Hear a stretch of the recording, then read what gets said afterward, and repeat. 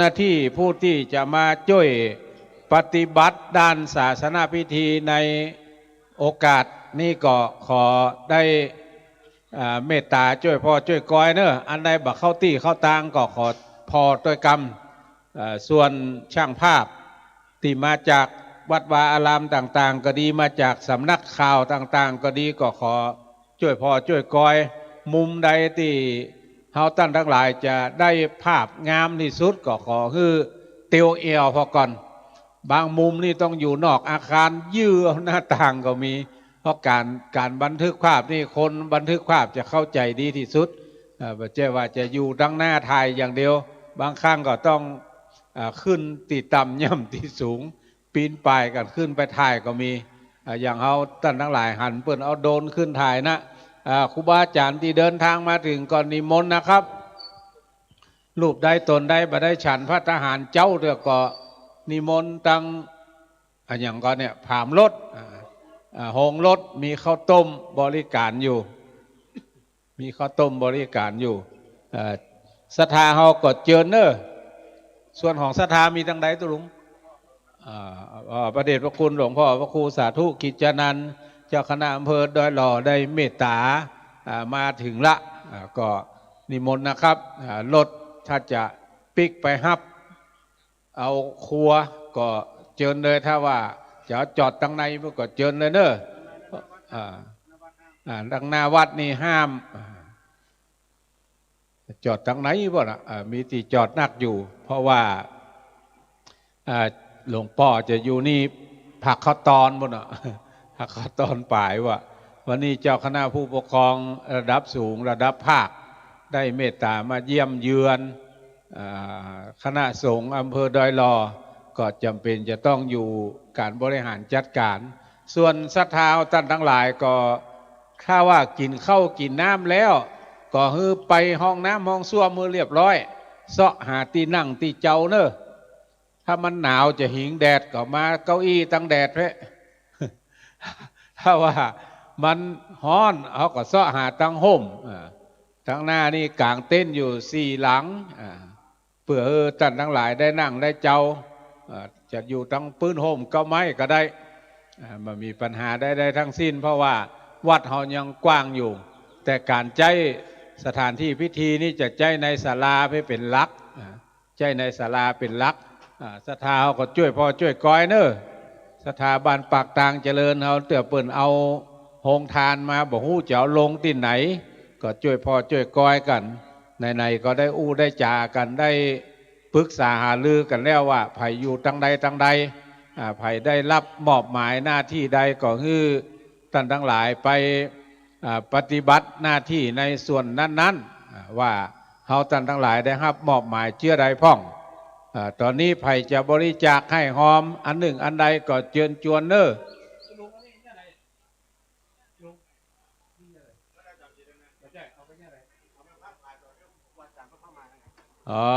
ตังกองอำนวยการตังวัดนี่ก็จัดเข้าตอกดอกไม้เฮือศรัทธาทั้งหลายตัวเนอะจัดใส่ขันไว้เป็นขันเขาตอกดอกไม้นี่คือท่านทั้งหลายปูจาเอาไปต่อใดก็แล้วแต่ตามเจตนาของท่านทั้งหลายแฮมบึดถ้าได้เวลาแล้วจะได้เอาข้าวตอกดอกไม้นี่ไปโปรยตอนที่พระเดชพระคุณพระพรหมเสนาบดีเจ้าคณะภาค7ได้เดินทางเข้ามาเฮาท่านทั้งหลายจะจัดเป็นยังบึดก็คือฟังทางโฆษกจะได้ประกาศประชาสัมพันธ์ว่าเขาจะต้องดำเนินการเชื่อใดพ่อง เมื่อเปิดเดินทางมาถึงแล้วเขาควรจะทำจะได้อยู่ที่ไหน เข้าแถวจะได้พ่องอันนี้จะได้ปฏิบัติด้วยกันในแถมบึดจะได้พอกอยตอนนี้พระเดชพระคุณพระราชรัชมุนีเจ้ารองเจ้าคณะจังหวัดเชียงใหม่เจ้าวาดวัดสวนดอกก็ได้เดินทางมาถึงละก็ขอถวายการต้อนรับในส่วนพระเนรเฮาที่อยู่แผนกถวายการต้อนรับเจ้าคณะพระสังฆาธิการก็ขอได้จัดน้ำจัดอย่างไปถวาย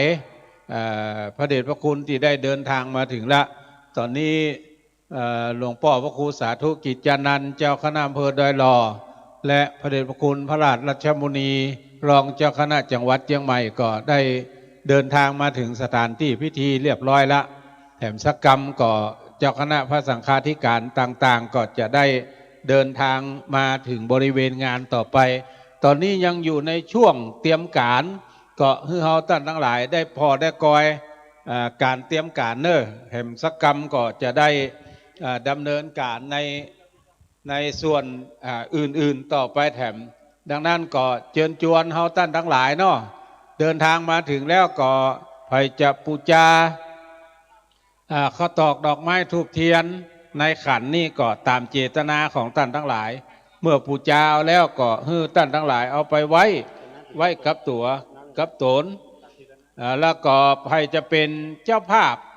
น้ำดื่มก็เจิญเนอะน้ำดื่มเอามาตั้งไว้นี่ละเอามาตั้งไว้นี่เรียบร้อยแล้วใครจะเป็นเจ้าภาพก็เอาสตางค์ใส่ซองก็จัดไว้ให้นี่ละเอาสตางค์ใส่ซองแล้วก็เอาน้ำ1 แพ็คหรือหลายๆแพ็คก็มาเกณฑ์ตู้เจ้าที่อยู่ต่ำปลำเนี่ยก็อนุโมทนากับคณะเจ้าหน้าที่โรงพยาบาลดอยหล่อและเพื่อนบ้านปากตางเจริญที่ร่วมทำบุญโรงทานน้ำดื่มจำนวน150 แพ็คมีนางจงรักบุตริพร้อมครอบครัว700 บาทนางวิลาสินีจันมูลพร้อมครอบครัว500 บาทนางสิริพันธ์หน่อน้อยพร้อมครอบครัว500 บาทนางสาวเกวารีวงแสน300 บาทนางมารยาทแสนบรรหาร500 บาทนางอุไรเปรมใจ500 บาทนางวันดีพูดงาม300 บาทนางอุบลวันทองคำ200 บาทนายวิทยาอุทา200 บาทนางสาวปานิสาถาคำติบ300 บาทนางสาวกัลยาณีอุดมปาละ300 บาทนางสาวกัลยากรกันตี100 บาทนางสาววริศราจินดาหลวง299 บาทนางจุไรรัตน์อินทิสอน300 บาทนางจินตนาจอมแปง100 บาทอันนี้เป็นเจ้าภาพน้ำกำลังเอามากะตุลุงนิมนต์ปั่นป้อนครับ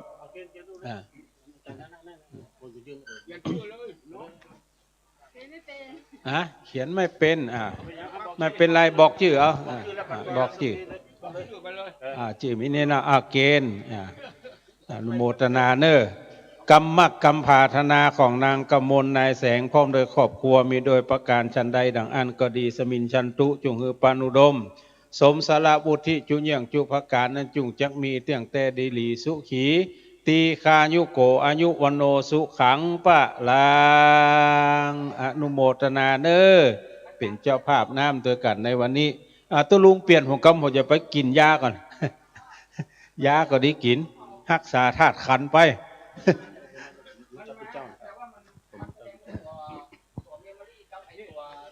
ต้องขอกราบขอบคุณในเมตตาธรรมท่านพระครูชลทานพิทักษ์ตุลุงแดงเฮานะครับท่านเป็นเจ้าวาดวัดไม่ห้องใครถวายการต้อนรับตุปี้ปรเมศเจ้าวาดวัดหัวขวงได้มีสมณะเมตตาเดินทางมาถึงพร้อมด้วยคณะสัทธาก็จะมีงานยกยอดชัดในวันที่14แล้วก็ส่งน้ำพระธาตุวันที่15 พฤษภาคมนี่วัดหัวขวงทางคณะสัทธาก็จะมีซอด้วยเอาน้ำแข็งมาแล้วพอทางใดที่มันได้ใส่น้ำแข็งคือเอาน้ำขวดใส่ก่อนแล้วเอาน้ำแข็งปกเอาลบปืนหน่อยสักกระสอบแต่ตั้งงานน้ำแข็งตอนนี้คณะสัทธาจากสายเมืองฝางก็มาแล้วแล้วก็ครูบาอาจารย์ในตอนนี้ก็ได้มีสมณะเมตตาเดินทางมาก็เดียวแผนกต้อนรับหัววัดครูบาอาจารย์ถ้าเพิ่นมาถึงแล้วก็ไหว้สาบารมีธรรมท่านได้ขึ้นสู่บนมณฑลพิธีศาลาการประเรียนกันต่อไปในโอกาสวันนี้ญาติโยมทั้งหลายกำลังมาสายบุญตังหลายที่หลายทางรถแดง4 ล้อแดงก็มาก็เดียวก็ไปพักไปจอด สำหรับที่หน้าวัดนี่สงวนที่ไว้สำหรับที่จอดรถของพระเดชพระคุณพระพรหมเสนาบดีแล้วก็ทีมงานคณะของเปิ้ลตุยนะครับดังนั้นก็สดารถเฮาหมู่เฮาเจ้าข้าทั้งหลายมาจอดในบริเวณงานบุตั้งหลังวัดพุ่นนะ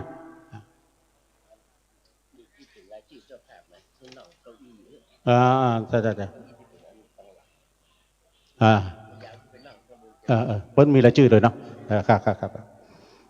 นี่ขอบคุณทางพี่หนานอินสมเตปินนะฮะเนอะเพิ่นก็ได้มาบอกว่าผู้ที่จะได้ประเคนสั่งนะเพิ่นมีรายชื่อขอให้มานั่งตังบนเลยเนอะมานั่งตังบนเลยนะฮะเพราะว่าในตอนนี้นะฮะครูบาอาจารย์ก็เริ่มทยอยกันมาสำหรับพี่น้องศรัทธาญาติโยมที่เป็นเจ้าภาพหลายสิบคนหลายสิบท่านด้วยกันนะฮะเดี๋ยวจะประกาศไปตามรายนามเนาะว่าเปิ้นเขียนที่นั่งไว้เรียบร้อยเด้อก็ประกอบไปด้วยท่านสุทธิชัยตรีสินสัตย์อันนี้นี่เป็นนั้นประธานฝ่ายฆราวาสโดยเนาะรักษาการในอำเภอโดยหลอดโดยประเคนประธานสงฆ์ก็เพื่อจะเขียนชื่อไว้เนาะเขียนชื่อไว้แล้วก็นางอารีพันจันทร์อันนี้ผู้อำนวยการสำนักงานพระพุทธศาสนาจังหวัดเชียงใหม่แล้วก็พันตำรวจเอกยุทธาเมธาผู้กำกับสถานีตำรวจภูธรดอยหล่อพ่อกำนันสุทินสุรินตะซึ่งก็อดีตกำนันตำบลดอยหล่อพ่อกำนันบุญทรัพย์ปัญญากำนันตำบลดอยหล่อแล้วก็ประธานชมรมกำนันผู้ใหญ่บ้านอำเภอดอยหล่อเฮาตุยว่าที่ร้อยตรีสุรพงศ์กับวังนึอันนี้นายกองค์การบริหารส่วนตำบลดอยหล่อแม่ครูอาจารย์รัตดาชัยชนะนายกเทศมนตรีเทศบาลตำบลสองแควนะฮะว่าที่ร้อยเอกบรรพตวิหกเหินนายกเทศมนตรีเทศบาลตำบลสันติสุข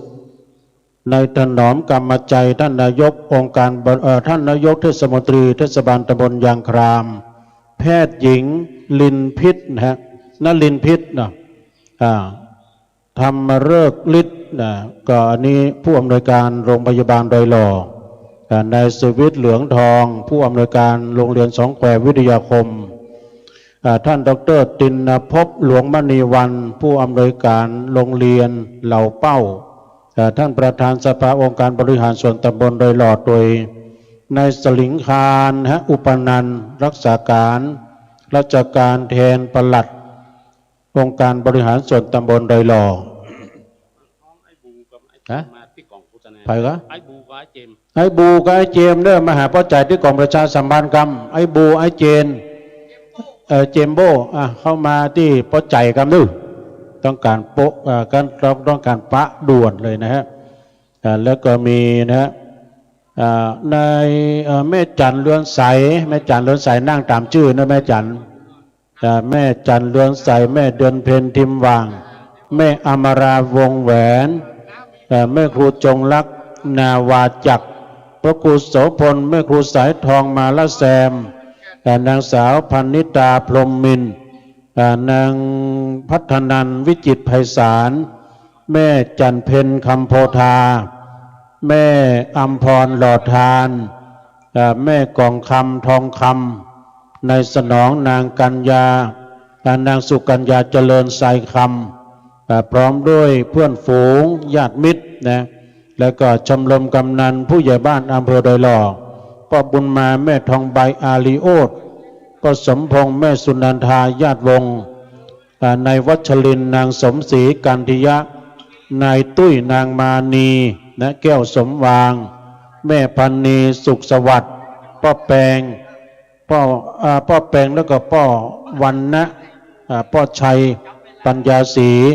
นายเจษดาปันตะนี่รายชื่อเพิ่นนะรายชื่อนี้ก็เพิ่นมีติดที่หลังเก้าอี้หลังโต๊ะนั่งประจำเบอร์เนอะอันนี้จะได้ประเคนและเป็นเจ้าภาพสังฆทานโดยแล้วก็มีแม่ธัญญานะแม่ธัญญาแม่ธัญพรชัยดวงแก้วพร้อมด้วยครอบครัวพร้อมด้วยบุตรแม่รัต แล้วก็นายวิทยวัฒน์ดวงคำนางเจนจิรานิธิบุระนายสมควรนางสมบูรณ์สันสายคำพร้อมด้วยคณะนายสนิทนางปทุมพรพร้อมด้วยครอบครัวนายสมานนางสมบูรณ์นายทวีนางแดงหล่อเนตรนายพ่อสมัยแม่ศรีปัญญาเลิศพ่อหลวงทรงอินตาเปี้ยแล้วก็ป้อนามแม่เอื้องคำเนอะสันสายคำนะฮะก็สุมาเด้อคำสันสาย ลืมไปก็ขออนุโมทนาเนอะอันนี้ถึงมดถึงเสียงที่ตุลุงเก่านามานี่เปิ้นมีติ้นนั่งสำรองไว้ตังบนศาลาเด้อให้ไปนั่งตามที่ได้แม่ครูเขาเนาะที่ตามได้เขียนรายชื่อเอาญาติโยมหลังจากที่เอารถมาจอดคนลงแล้วขอความเมตตาโชเฟอร์เอารถไปจอดตังพื้นสีมหาโพธิ์ตังพุ่นตังลานธาตุพุ่นดูตังลานพระธาตุกว้างขวางนิสัยบุญดังใดเนี่ยมากันหลวงหลายเอาไปเขาได้ของดีมาได้ไหมไปเขาได้ของดีมาเพ่ อันนี้ขันเขาตอกดอกไม้พระผายเนอะพระมหาเถระได้เหยียบย่างเข้ามาในขวงแก้วอารามทั้งสามเขาจัดตั้งเป็นสองแถวตึงคณะพระสงฆ์แล้วก็คณะศรัทธาในเมื่อพระเดชพระคุณพระพรหมเสนาบดีพร้อมด้วยคณะนะเพิ่นเดินเข้ามาเขาจะได้พระผายเขาตอกดอกไม้โปรยเขาตอกดอกไม้เพื่อเป็นการยินดีต้อนรับเนาะเป็นสิริมงคลที่ช้างเหยียบนาพระมหาเถระเยี่ยมวัดเป็นมงคลอย่างยิ่งตอนนี้ครูบาอาจารย์ได้ทยอยกันมานะครับแล้วก็ต่างห้องตาลนั้นพอไปตามมันรายชื่อโดยเนอะว่าจะมีรายชื่อไว้เนาะศรัทธาญาติโยมพี่น้องที่มาแล้วก็จะมาปูชาเป็นเจ้าภาพน้ำดื่มแล้วก็ไผ่ที่มีซองจะร่วมมุทิตาจิตจะเอามาออกที่นี่ตุลุงประกาศอ่านผ่านคลื่นก็ได้นะหรือว่าศรัทธาจะมาปูชาขันดอกเป็นเจ้าภาพน้ำช่วยกันยกกรรมองค์ตาลมาดำแล้วช่วยกันยกกรรมหนุ่มไม่ไหนเพราะใจเขาไม่ไหนเปิ้นเอาองค์ตาลน่ะมีก็ไม่ยิงเด็ก ยกไปไว้เข้าตีเข้าตังไปฟังยำตัวดื้ออันเวลามันแต่เมินอยู่ ขอแห้งหนุ่มไว้นี่หลายคนบ้างดื้อมันมีหลายนะแล้วจะมากัดหน้าอยู่อันนี้โยมเอาเลยเจ้าพี่ต้นใดก็ได้ตามเจตนาเอาขันดอกงามๆดื้อปู่จ้าตึงขันไปเลยเอาไว้หน้าตักเลยถ้าหมดแล้วก็เอามาแถมอันนี้หงตานเปิ้นนักโนอีพ่อเพชรติ้วกำสองกันแน่ผมนี่มังคุดด้วยนี่บัดอันนั้นบะม่วงอันนั้นเนี่ยโทเรียนครับบะหนุนมันมีหนามเหมือนกันแม่อัมพรมาแล้วเอาเลยแม่เอาเลยเอาพี่หนานเอาสตังจอมในหีบพุทธังสตังลงหีบมาเลยพี่น้องมนทาทิพย์มาแล้วบัวพัดได้ใช่บางอันใช่นั่นแหละแม่บัวพัดเนาะอัมพรแม่อัมพรเนี่ยเด็กบัวพัดชัยยากาศแม่อัมพรจินนาเสาใจยาเสาแล้วก็อันนี้กันเนี่ยมนทาทิพย์เนี่ยร่วมทำบุญเหล่าเป้าหมู่3ร่วมทำบุญแถม1 2เนื้อพินานขออนุโมทนาสาธุการโดยเอามาเลยศรัทธาญาติโยมทั้งหลายไปจะร่วมเป็นเจ้าภาพร่วมกินร่วมทานร่วมทำบุญรายการก็เชิญได้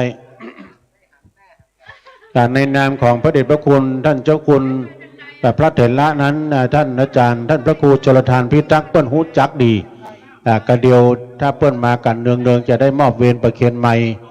ประดังอาจารย์ท่านพระครูชลทานพิทักษ์วันนี้ได้รับความอนุเคราะห์ได้รับเกียรติจากพี่นานอินสมเตปินท่านมัคคนายกของวัดเจ็ดลินนะมาทำหน้าที่เป็นพิธีเจ้าพิธีการเป็นผู้จารทั้งในโดยมีงานวัดปักตังเจริญครั้งคราใดเขาก็บ่ลืมพี่นานก็บ่ลืมนะประกอบมาทุกครั้งทุกคราแต่ว่าก็หันอยู่ปุ้น วัดบันเป่าบุ งานฉลองอายุ72ของพ่อครูอ้วนนะน้องเอาอย่างใช่ก็อะไรชื่อตกกลางเนาะปูจาน้ำแหละได้เขียนชื่อก่อนเพราะนานเขียนชื่อน้องอย่างเขียนเอาเองเนาะนะเอาอีแม่อย่าเอาน้ำกันเอามาตาลน้ำมาโอ้แม่สีปาน้อยเอาหงตาลมาเนาะโยมพนิตาพรหมมินทร์ก็เอาหงตาลผลไม้เอาผลไม้มาหลากหลายแล้วก็แม่สีปาน้อยก็เอาหงตาลมาโดยดูกนกพิชัยนาแต่เมืองฝางแถมเข้าซอยนู่ดูแม่บุญปั่นยาในฮะห้วยงูไหนฮะจะปล่อยแล้วห้องตาลหรือยังก็เดี๋ยวเจไปปัดมาใช่เจไปมันเจตุเจ้าตุลุงกอกั้งวุ้นรอเนี่ยตนปั่นปอนเนี่ยตุพี่ต้อมวัชระอยู่ตะพุ่นแล้วเอาแม่เอาอย่างมาจดลายใหม่นามได้เนิ่นในโอกาสในตอนนี้รายชื่อตกหางเอาจดชื่อแม่สีตัวแม่สียานนะแม่สีปลาน้อยนะแม่สีปลาน้อย บ้านวังทองเนาะจะร่วมเป็นเจ้าภาพน้ำแถม100 บาทเนอะเอาตานน้ำมาทางนี้นะโยมเนอะน้ำดื่มแต่แจ้งความจำนงใหม่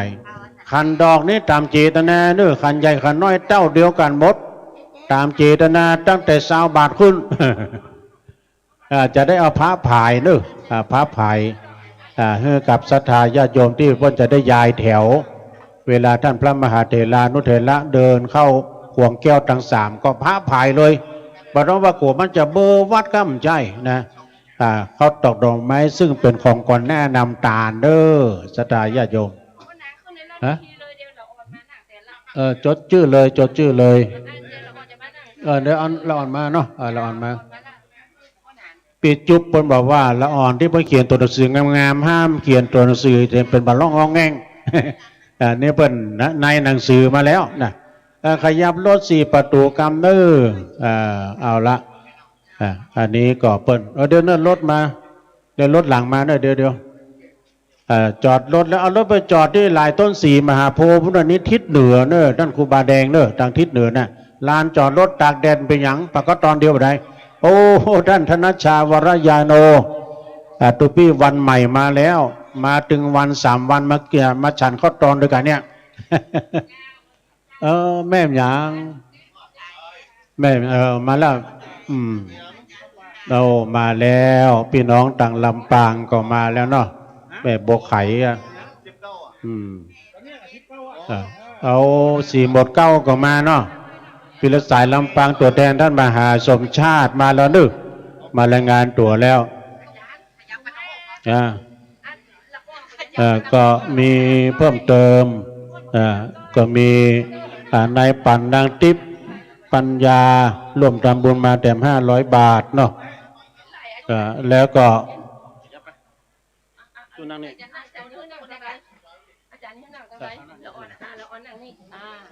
แล้วก็มีนายประเสริฐนางสิริเพนใจพรหมมาร่วมทำบุญมาแต่500 บาทแม่น้อยอินยาศรีพี่น้องต่างลำปางตัวแทนท่านมหาสมชาติมาแล้วเนาะวันนี้ได้รับเกียรติจากน้องๆนะมาช่วยกันเขียนหนังสือเนาะในหนังสือเดี๋ยวจดพูดเลยจดน้องเพิ่นแหกหมานแล้วละเอาจดเลยพี่น้องลำปางแหกหมานแล้วหอม1,000 บาทเอามันจะแลกกะได้แลกแม่น้อยฮะเดี๋ยวเอานี่ละมาจดนี่ต้นลุงมีหน้าที่จดละบอกให้เพื่อนต่อไปก็มีเพิ่มเติมตะกี้ก็เจริญพรต้อนรับเด้อเจ้าตางานมหารัตนอุบาสกโยมเชิดพงษ์กิ่วแก้วนะแต่ได้เดินทางมาถึงแต่เจ้าละห้องมากินข้าวไงโดยกันเพราะว่าเรียบร้อยมาแล้วอีโล อันนี้ก็โยมอุปถัมภ์หลายวัดหลายวาโดยแต่มีเพิ่มเติมเนอะญาติโยมเนาะที่เปิ้นมาในประเสริฐนางสิริเพนใจพรหมมา500 บาทแม่ธัญญาพรชัยดวงแก้ว 3,000 บาทแม่จันสวยปันตะ500 บาทแม่สีบุตรสิริปาแม่ทองใบสันโรงพินจำนวนเต็ม500 บาทแม่ฟองจันสิริปา500 บาทแม่สุภัตรากันดิยะ500 บาทเนาะนั่นนี่ฮอนะเดี๋ยวขยับตอนนั้นมาเลยอันนี้แม่สีกุลนะตันตุละโอ้พี่น้องหนองล่องลำปางด้วยฝากหอมมาเดิม1 ซองนะอนุโมทนาสาธุการอันนี้เปิ้ลให้ปู่จาตามเจตนาด้วยอันนี้ตอนที่อันเปิ้ลเข้าวัดมาเปิ้ลพระผ่ายโปรยข้าวตอกดอกไม้แม่น้อยอินยาสีร่วมมุทิตาจิตแถม200 บาทจากลำปางแล้วก็ยังมีเพิ่มเติมแม่พ่ออารีแม่พิกุลวงแก้วจากลำปางเนอะตัวแทนพี่น้องลำปางตัวแทนท่านมหาหมอกะ พัชรีปวงคำเนอะบ้านแม่ยิ่งเนี่ยบ้านแม่ยิ่งลำปางแถม1 ซองนะอนุโมทนาสาธุก่อนจบนะหีบโปรยดอกไม้เนี่ยเท่าใดก็ได้โยมเนาะโอ้โหเจริญพรตอนช่างภาพพมาลาเนอร์เอาท่างามๆสักคำเนาะเอาใกล้ๆน้อยกันต้องเปิดแฟลชด้วยมันจะสะท้อนแสงหัวทุลุง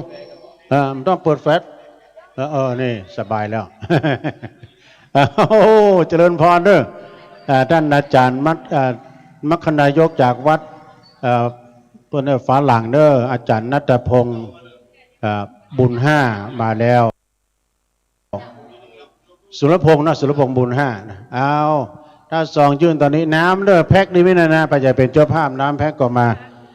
มีนายจำลองนางแสงเพียรนะฮะชัยน้อยพี่น้องร่วมทำบุญอันนี้เปิ้นทำบุญอุทิศให้นายปรัชญาชัยน้อยโดยนะบ้านปัจจัน500 บาทโอ้ปัจจันเวียงป่าเป้าวะโอ้พี่น้องเวียงป่าเป้ามาแล้วอันเป็นบ้านเกิดของท่านพระครูอภิวัฒนวิกรมเนาะพี่น้องต่างเวียงป่าเป้าดอนจันป่าจันมาแล้วนึพี่น้องลำปางพี่น้องเมืองฝางโยมกนกพิษชัยนาเขาโอ้ยงูในแม่บุญปั่นของไม่ไหนมาดังเพไปก็ได้ของดีมาตานน้ำเดี๋ยวจะคือแม่ครูซอห้ามด้วยมีปีมีคุยได้หรอ แม่ครูเขานะเอาละนะตอนนี้ก็จะได้มอบเวรประเคนไม้สลับซับเปลี่ยนกับครูบาแดงเขาเนาะท่านพระครูชลทานพิทักษ์เพราะว่าตอนนี้6 วัดวาพระมหาเถระเพิ่นได้มีสมณะเมตตาตุลุงบ่ใครรู้จักบนเสียงที่เพิ่นมียศนักนั่นน่ะส่วนศรัทธาเฮาไผ่จะปูจาข้าวตอกดอกไม้ที่จะเอาไปโปรยตอนเปิ้นจะแห่พัดแล้วก็พระเดชพระคุณเจ้าคณะภาคจะได้เดินทางเข้าวัดมาเนาะเขาจะได้เอาข้าวตอกดอกไม้โปรยปูจาเอาตามเจตนาตั้นทั้งหลายเด้อ20 บาท40 บาท50 บาท100 บาทตามเจตนาตั้นทั้งหลายการน้ำกับไฟกับใส่ตีเดียวกันนี่หมดเขียนชื่อเพิ่นใส่ซองให้กำเขียนชื่อใส่หลังซองเอาสตางค์ใส่ซองแล้วเอาใส่ในตู้เนาะตอนนี้พระเดชพระคุณพระสุวรรณเมธีรองเจ้าคณะจังหวัดเชียงใหม่ก็ได้เดินทางมาถึงละตะกี้ละตุลุงยองบัดตันได้หันสักกรรมเปิดเข้ามาทั้งปุ้น เลยบัดได้ตักทายขอถวายการต้อนรับนะครับพระเดชพระคุณพระราชรัชมุนีพระเดชพระคุณพระสุวรรณเมธีรองเจ้าคณะจังหวัดเชียงใหม่ทั้ง2 รูปได้มีสมณะเมตตาเดินทางมาถึงก่อนละก็ขออนุโมทนาขอบคุณในบุญกุศลที่ครูบาอาจารย์ได้เดินทางมาถึงส่วนพี่น้องเฮาไผ่จะเป็นเจ้าภาพน้ำดื่มก็มาตั้งเพเนอร์คนละกี่แพ็กก็ได้เอาสตางค์ใส่ซองเอายกน้ำตั้งหน้าเนี่ยมาเกณฑ์ทุกเจ้าก็จะปั่นปอนและในส่วนข้าวตอกดอกไม้ก็ปูจาไปตามกำลังศรัทธาท่านทั้งหลายเนอะปูจาเอาไปไว้หน้าตักไผ่หน้าตักมันเลย บึ้ดถ้าได้เวลาจะประกาศท่านทั้งหลายได้รับทราบว่าจะเอาเนี้ยเจือใดข้าวตอกดอกไม้หมู่เนี้ยเอาสตางค์ใส่หีบเลยแม่เอาสตางค์ใส่หีบเอาคือกรรมการก็ได้เอาใส่หีบเลยก็ได้ตามกำลังทรัพย์กำลังเจตนาศรัทธาของท่านทั้งหลาย จะให้หอมนักน้อยก็ได้บัดนี้เจ้าหน้าที่ฝ่ายคารวาสก็ได้เดินทางมาถึงละแต่เจ้านี่เป็นเจ้าหน้าที่ฝ่ายคณะสงฆ์ทุกเจ้าทั้งนั้นดำเนินการกันในเต็นท์พิธีนี่ตอนนี้ใครจะเป็นเจ้าภาพน้ำใครจะเป็นเจ้าภาพขันดอกข้าวตอกดอกไม้ก็เจอเนอใครจะเป็นเจ้าภาพสำหรับไตรยทานที่จะถวายพระเจ้าพระสงฆ์ที่จะเจริญชัยมงคลคาถาวันนี้ก็ตามกำลังเจตนากำลังศรัทธาของท่านทั้งหลายเนาะได้ต่อได้ก็ได้มาร่วมรับเป็นเจ้าภาพกันเพราะท่านพระครูอภิวัฒนวิกรมนี่เป็นผู้อำนวยการคลื่นสีขาวสถานีวิทยุ8 จังหวัดภาคเหนือนี่ท่านอาจารย์คุมอยู่คนทั้งหลายก็เลยยกคือเป็นผู้อำนวยการสถานีวิทยุคลื่นสีขาวในตอนที่เขาท่านทั้งหลายฟังอยู่ทั้งบ้านทั้งจองตอนเนี้ยก็มีเสียงออกไปทั้งบ้านทั้งจองภาพก็ออกไปทาง Facebook ของวัดฝ่ายหินแล้วก็ทางไลน์ของวัดฝ่ายหินครูบาอาจารย์ที่เดินทางมาถึงแล้วขอนิมนต์นะครับขึ้นสู่สถานที่พิธีศาลาการประเรียนนะครับแห่งสักกรรมก็จะได้เริ่มประกอบพิธีกรรมในทางพระพุทธศาสนาตามลำดับสืบไปตอนนี้ก็อยู่ในช่วงได้ดำเนินการอยู่ดำเนินการพระเจ้าประสงค์ที่เดินทางมาถึงแล้วก็นิมนต์นะครับบนศาลาประเรียนเข้าห้องน้ำห้องส้วมแล้วก็นิมนต์บนศาลาการประเรียนนะครับถวายการต้อนรับจุตนจุองค์นะครับฝ่ายน้ำดื่ม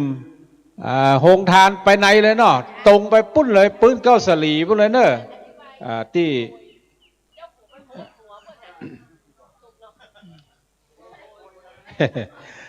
การโปรยข้าวตอกดอกไม้ก็โปรยที่เพิ่นจะย่างจะเตียวเนอะบ่จะเอาไปผูกหัวเพิ่นนะเอาผูกหัวเพิ่นแล้วยุ่งละเอาโปรยที่เพิ่นจะย่างจะเตียวคือเพิ่นอันนี้ดำเนินการไปหาเนาะโอ้ขออนุโมทนาขอบคุณกับนายพิพัฒน์แสงคำแม่อุ้ยบัวเงาแสงคำบ้านป่าคาดอยสะเก็ดตำบลเชิงดอยอำเภอดอยสะเก็ดได้โอนสตางค์เข้าบัญชีอัตมาภาพเอาให้หอมในงานวันนี้จำนวน500 บาทก็ขออนุโมทนาเด้ออนุโมทนากับแม่วันแสนใจอุทิศส่วนกุศลไปหาพ่อคำแม่ยามแสนใจ 100 บาทและอนุโมทนากับคุณรุ่งทิพย์บุญนำ100 บาทบุญ5คุณรุ่งทิพย์บุญ100 บาทปอกแก้วแม่หลาน100 บาทขออนุโมทนานะตุลุงสุมาตขอซองเปิ่นหอมผ่านบัญชีผมมาเนี่ยจะไม่ได้จกสตางค์ดอกเก่าหอมนี่มาเนี่ยอยู่ป่าคาด้วยสเก็ตว่าเปิ่นหอมมาอนุโมทนากับท่านทั้งหลายเนอที่ให้หอมกัน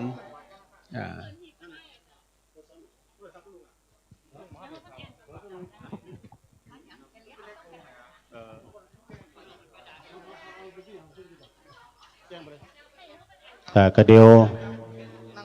ขอให้กันท่านพระครูได้จดชื่อก่อนเนาะได้จดชื่อก่อนแม่รวยปัญญาพี่น้องบ้านห้วยทัง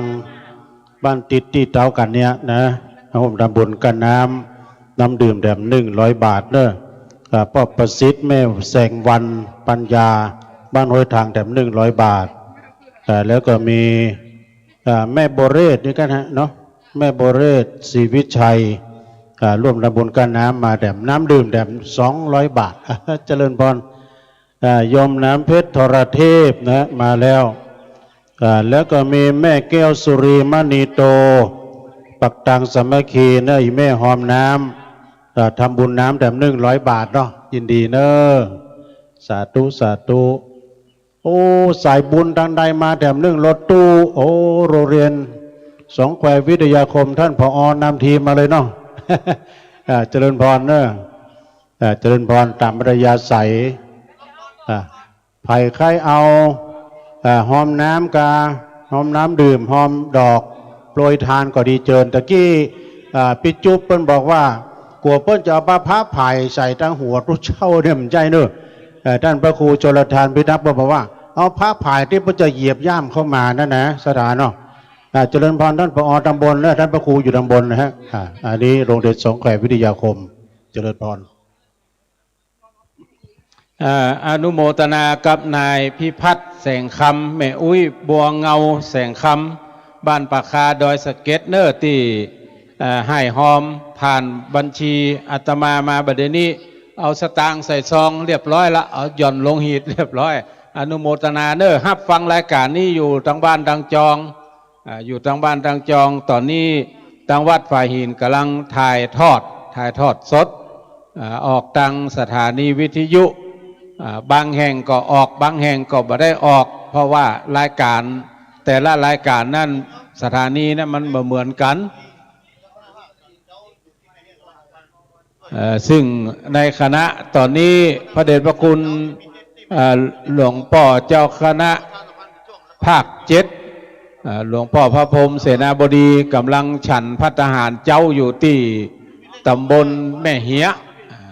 ตำบลแม่เหียขออนุโมทนากับคุณเดชา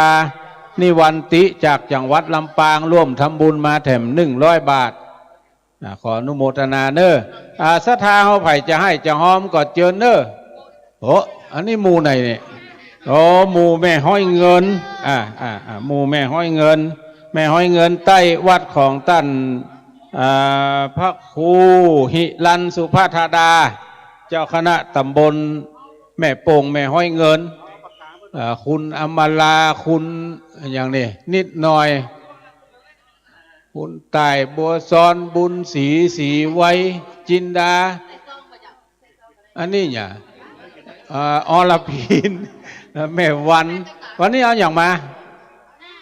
เอาน้ำมาเนาะอนุโมทนาอรพินบัวซ้อนจากแม่ห้อยเงินเอาน้ำมาวันนี้ตั้งไหนฮั่นเลยนี่ตั้งนี่เลยตั้งนี่เลยอันนี้FCของท่านอาจารย์พระครูอภิวัฒนวิกรมคณะศรัทธาที่เดินทางมาถึงแล้วก็เจอเนาะส่วนข้าราชการที่แต่งชุดสีกากีได้อู้กันไว้เชื่อใดก็ทำตามนั้นเนอะอนุโมทนาอันนี้เขียนท่านกรรมพ่อเขียนใส่ซองก็แล้วอนุโมทนากับศรัทธาวัดแม่ห้อยเงินใต้จำนวน230 บาทอนุโมทนาเนอะเอาน้ำมาเอาโฮงทานมาแถมอนุโมทนาในส่วนกุศลเจตนาอันนี้จานน้ำเหรอเกณฑ์สัปปีติโยวิวัชชันตุสัพพะโลโกวินาสันตุมาเตภวัตวันตรายโยสุขีตีคายุโกภวะอภิวาทนาสีริสนิจังอุทาปจายิโนจัตตาโลธรรมาวัฏันติอายุวันโนสุขังปะลาอนุโมทนาเนอคุณแม่น้ำเพชรทรเทพจากดอยลอร่วมทำบุญตัวนี้ก็อนุโมทนาตัวเนอไผ่ยังบ่มีข้าวตอกดอกไม้ที่จะเอาไปโปรยตอนเปิ้นจะแห่พัดแห่กาตั้ง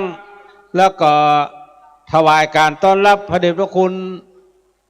หลวงพ่อพระธรรมเสนาบดีพระพรหมเสนาบดีตัวครับได้รับข่าวสารจากฝ่ายสื่อสารมาว่า8:45คือเฮาตั้นทั้งหลายไปจุกันที่ประตูวัดตอนนี้8:36ละ8:45ไปจุกันที่ประตูวัดเนาะฝ่ายสื่อสารได้สื่อสารกันมาแล้วว่าพระเดชพระคุณหลวงพ่อพระพรหมเสนาบดีได้ฉันภัตตาหารเจ้าที่แม่เหียจะได้เดินทางมาที่วัดดอยหล่อนี่แถมสักบึดสักกรรมนี่8:45ตอนนี้8:36แถม9 นาทีให้เราตั้งทั้งหลายไปจุกันที่หน้าวัดเนาะพระสงฆ์องค์เนนโดยไปถวายการต้อนรับใครมีหน้าที่กลางทรัพย์ปทนก็เจอเนอเตรียมตัวกันให้พร้อมกลางทรัพย์ปทนขันดอกไม้ศรัทธาคนเฒ่าแก่เฮาไผ่บะมีข้าวตอกดอกไม้ที่จะไปโปรยที่พระเดชพระคุณเจ้าคณะภาค7กับคณะแล้วก็กาตั้งพัดยศ รองเจ้าคณะอำเภอวันนี้ยังบ่มีเตื้อมาปูจาติดกองด้วยการนี่เนาะติดเต้นประชาสัมพันธ์นี่มีข้าวตอกดอกไม้ใส่เป็นคันละท่านทั้งหลายจะปูจาเอาต่อใดก็ตามเจตนาท่านทั้งหลายเนอะ5 บาท10 บาท20 บาท60 บาท100 บาทตามเจตนาท่านทั้งหลายคนไหนคันก็เดียวเผื่อไปถึงปุ้นปุ้นมีโปยมดเขามีโปยเขาไหนมาอีกกูยังมาหันนี่เหรอมีนี่เนอะถ้ามีโปยได้เอาใบซาวโปยเนอะอุ้ย การโปยก็โปยที่เปิ้นจะย่างจะเตียวเนาะบัดจะเอาพุกใส่ตัวใส่หัววะนะเจอเนอะโอ้น้อยหนานมาเท่าไหร่ปัจจันตุลุงนัด ห้องตุลุงนัดบ่เหยมากะ ตุปีนัดก็มาละตามเจตนาเนอะตาใดก็ได้ตามเจตนาเอาสตางค์ใส่หีดเลยจะเอาไปกี่ขันก็ไปอ้าวใครจะปูจาแถมเหลือนี่แถม10 ปลายเอามันเสี่ยงอย่างกันเนาะเหลือนี่10 ปลายเอามันเสี่ยงอย่างกำเนาะตอนนี้8:38ละ8:45เขาจะไปพร้อมกันที่หน้าวัดนี่เนอะสถาท่านทั้งหลายใครจะเป็นเจ้าภาพน้ำก็ตามเจตนาท่านทั้งหลายเนาะเอาสตางค์ใส่ซองน้ำมีหน้านี่ละเขียนชื่อเสียงเลี้ยงน้ำบ้านจำนวนเงินเนี่ยแล้วก็จะตานน้ำก็ยกน้ำนี่เกณฑ์พระเจ้าประสงค์ก็จะได้ปั่นปอนใครจะให้จะห้อมเป็นเจ้าภาพสำหรับไตรยทานถวายพระเจ้าประสงค์พิธีในวันนี้ก็ติดต่อได้ที่เจ้าหน้าที่เนอะตอนนี้เจ้าหน้าที่มานั่งบริการละในส่วนข้าวตอกดอกไม้ก็เจอเนอะเขาท่านทั้งหลายข้าวตอกดอกไม้เตรียมตัวให้พร้อมตอนนี้8:39ละเหลือเวลาแถม6 นาทีหมู่ลุกยากนั่งยากก็ลุกได้ละไปห้องน้ำห้องส้วมมือเรียบร้อยก็เดี๋ยวไปเข้าแถวเพิ่งกำลังจะมาเอาละอาจยาทางในก็เฮงนี่นะจำเป็นได้สวะขันเฮียหันไปจังเพ่ก่อนตอนนี้เจอเนอร์ไผ่จะปูจาขันดอกข้าวตอกดอกไม้เอาไปโปรยเพิ่นอนุโมทนากับคุณตะวันใจดีบริจาค100 บาทคุณเงิน200 บาทอนุโมทนาเนอร์ที่ร่วมกินร่วมทานด้วยกันในวันนี้ปูจาเอาตามกำลังเจตนาท่านทั้งหลายเนาะเหลือนี่แหม8 ขันแหม8 คนนะเนอร์ได้นะได้แหม8 คนอนุโมทนากับคุณบัวคำสุวรรณชื่นร่วมทำบุญแล้วก็สุนทรชื่นอ่านยังไงเป็นสุวรรณนี่บ้านปัจจันคุณสลาวุฒิคุณทัศนาสุนทรชื่นบ้านปัจจันร่วมทำบุญมาแถมแล้วก็มีแม่พัดภูลอินทจักรบ้านปัจจันจังหวัดเชียงรายอำเภอเวียงป่าเป้านางขนองสุนทรชื่นบ้านปัจจันแถมจำนวน1 ซองก็ขออนุโมทนากับเจตนาของท่านทั้งหลายเนาะอันนี้บ่ได้เขียนยื่อเสียงเรื่องนามลงในบัญชีจะเนอเจอเนอเข้าตอกดอกไม้เอาไปโปรยที่เปิ้นจะแห่เข้ามาคำเดียวไปเลยคนกี่ขันปูจาตามกำลังเจตนาท่านทั้งหลายเหลือนี่น้อยเดียวเนอเหลือน้อยเดียวละขัดใจจ้าบัดตันเนอบะมียังโปรยเพิ่นเนอจะได้ยุ่มขี้ทรายพุกเนอมีอย่างสักอย่างหรอเจียนจวนนอพี่น้องศรัทธาทั้งหลายอนุโมทนากับนางปราณีรินใจบ้านปัจจันร่วมทำบุญมาแถมอนุโมทนาเนอแล้วก็ทัดนั่นมานางจุธามาศบุญเมืองบ้านปัจจันแถม100 บาทอนุโมทนากับคุณบัวจันทร์มูลเมือง100 บาทคุณขจรเกียรติจักแก้วบ้านปัจจันแถม200 บาทอนุโมทนาในกุศลและเจตนาของท่านทั้งหลายเนาะอนุโมทนาเนอขออนุโมทนากับนางพี่มนศรีจิโนพร้อมด้วยครอบครัวบ้านป่าจันร่วมทำบุญมาแถมแล้วก็พ่อแหลงแม่ออดดวงคำป่าจันร่วมทำบุญมาแถมแล้วก็ทัดนั่นมาหมายมีแม่ลาตะปัญญาบ้านป่าจันเวียงกาหลงร่วมทำบุญมาแถมอนุโมทนาเนอทัดนั่นมาก็มีไผก็นี่ ตัวน้อยก็น้อยตัวตาไก่ตัวใหญ่ก็ใหญ่ตัวตาจ้างก็มานางสุขวงกันทะบ้านปัจจันแถม100 บาทแล้วก็นาน้อยคมพี่อิ๋ม เหม็งท่าเหล็กอาจารย์นิมนต์ครูบาอาจารย์ตั้งแถวได้แล้วนะครับพระเดชพระคุณเจ้าคณะภาคเดินทางมาถึงเกิงกลางทางแล้วนะครับอนุโมทนากับนางกองคำเตจะตุ้ยนางอัมพรณวิชัยสันทรายหลวงนางดวงเดือนเมืองวงบ้านปัจจันแล้วก็เมธตุ๋ยใจพิลึกบ้านปัจจันอนุโมทนาเนอแม่คำป้อเสาจักรปัจจันสมบัติลุ่งสิริพักอนุโมทนานอนางสาวพัชรพรสมณะแม่อุ้ยเล็ง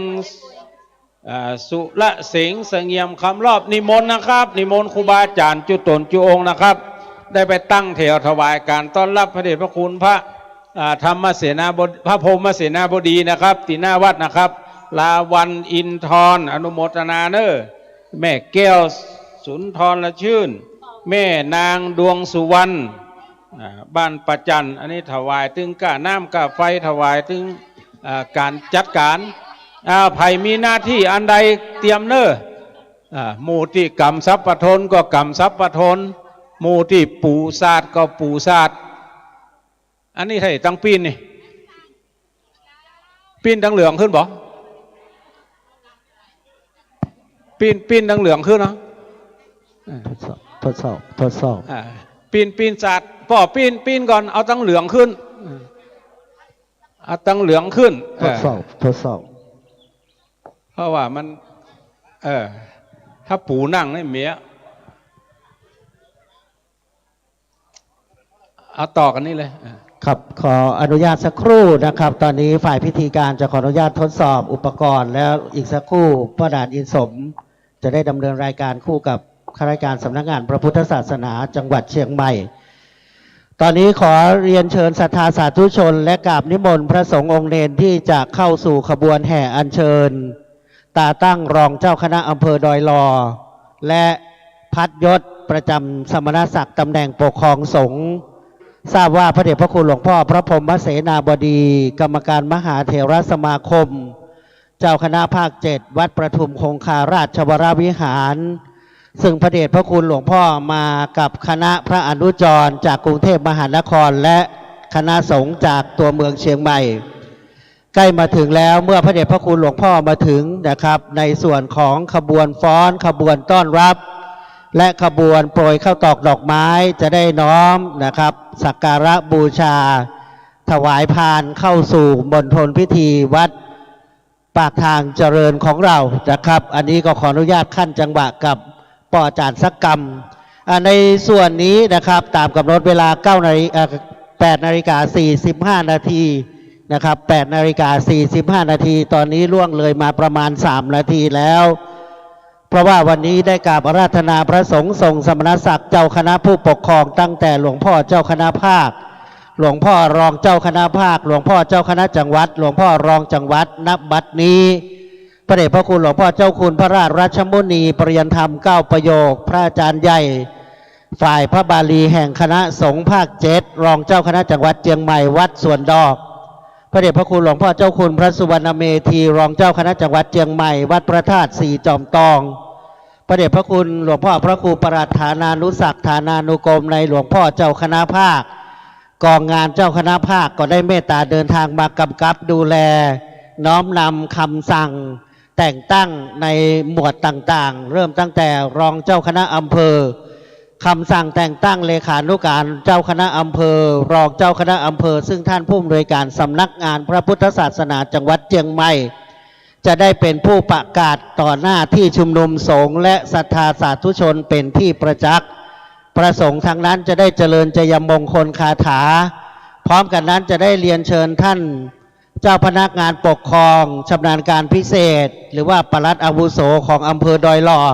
รักษาราชการแทนท่านนายอำเภอดอยหล่อเป็นผู้อ่านคำสั่งมอบหมายภาระหน้าที่แห่งการคณะสงฆ์จากหลวงพ่อเจ้าคณะอำเภอดอยหล่อซึ่งขณะนี้หลวงพ่อวัดพระธาตุดอยน้อยเจ้าคณะอำเภอดอยหล่อก็เมตตาเดินทางมาถึงแล้วพร้อมกันนั้นขอฝ่ายพระเดียงพระสงฆ์ทรงสมณศักดิ์นะครับตามรายนาม เพราะว่าคณะสงฆ์สามเณรวัดเฮานะจะได้พเดียงพระสงฆ์ทรงสมณศักดิ์ตามลำดับที่นั่งขณะนี้มีพระเดชพระคุณหลวงพ่อเจ้าคุณประสุวรรณเมธีด็อกเตอร์เปลี่ยนธรรม7ประโยคเจ้าสำนักปฏิบัติธรรมประจำจังหวัดเชียงใหม่แห่งที่1รองเจ้าคณะจังหวัดเชียงใหม่วัดพระธาตุสีจอมทองซึ่งเป็นอำเภอใกล้เคียงของอำเภอดอยหล่อแต่เดิมนั้นดอยหล่อของเฮายังเป็นกิ่งอำเภออยู่ในขอบเขตขอบข่ายของอำเภอถึงสันป่าตองและจอบตองนะครับตอนนี้ช่างภาพต่างๆนะเตรียมบันทึกภาพพอออกไม่ออกศรัทธาสาธุชนถ้าจะร่วมบุญต่างๆก็ตามเจตนาศรัทธาแต่ตอนนี้จะขออนุญาตป้อนานอินสมกับป้ออาจารย์วัดได้ประชาสัมพันธ์เตรียมความพร้อมถวายการต้อนรับเจ้าคณะพระสังฆาธิการและพร้อมกันนั้นจะได้ประชาสัมพันธ์เพื่อจะได้เรียนเชิญและกราบนิมนต์พระสงฆ์องค์เนรของคณะสงฆ์ในเขตหมู่บ้านที่4ของเฮาตัวยหมู่บ้านใกล้เคียงได้เข้าขบวนแห่อัญเชิญตาตั้งรองเจ้าคณะอำเภอรูปใหม่เป็นที่ประจักษ์ว่าพระเดชพระคุณหลวงพ่อพระครูอภิวัฒนวิกรมหรือว่าพระอาจารย์บรรยงของเฮาเป็นพระสงฆ์นักพัฒนาเป็นพระสงฆ์นักต่อสู้เป็นพระสงฆ์สมัยใหม่เป็นกำลังหลักแห่งคณะสงฆ์จังหวัดเชียงใหม่ดำรงตำแหน่งตั้งแต่เจ้าคณะตำบลและก็ได้ปรับสำนักศักดิ์ตั้งแต่เจ้าคณะตำบลชั้นตรีเป็นเจ้าคณะตำบลชั้นโทวันนี้ได้รับคำสั่งโดยอนุมัติจากพระเดชพระคุณหลวงพ่อพระพรหมโมลีผู้รักษาการแทนเจ้าคณะใหญ่หนเหนือตามที่พระเดชพระคุณหลวงพ่อพระพรหมเสนาบดีเจ้าคณะภาค7ได้เสนอขอความเห็นชอบในการแต่งตั้งพระสังฆาธิการในชั้นปกครองระดับรองอำเภอและจังหวัดนั้นนะครับจะเสนอโดยพระเดชพระคุณหลวงพ่อเจ้าคณะภาคเป็นที่มาของความปลื้มปิติของศรัทธาสาธุชนชาวหมู่บ้านใกล้เคียงตึงอำเภอดอยหล่อจอมตองสันป่าตองและอำเภอดอยสะเก็ดมีหมู่บ้านแม่ฮ้อยเงินก็เดินทางมาตัวย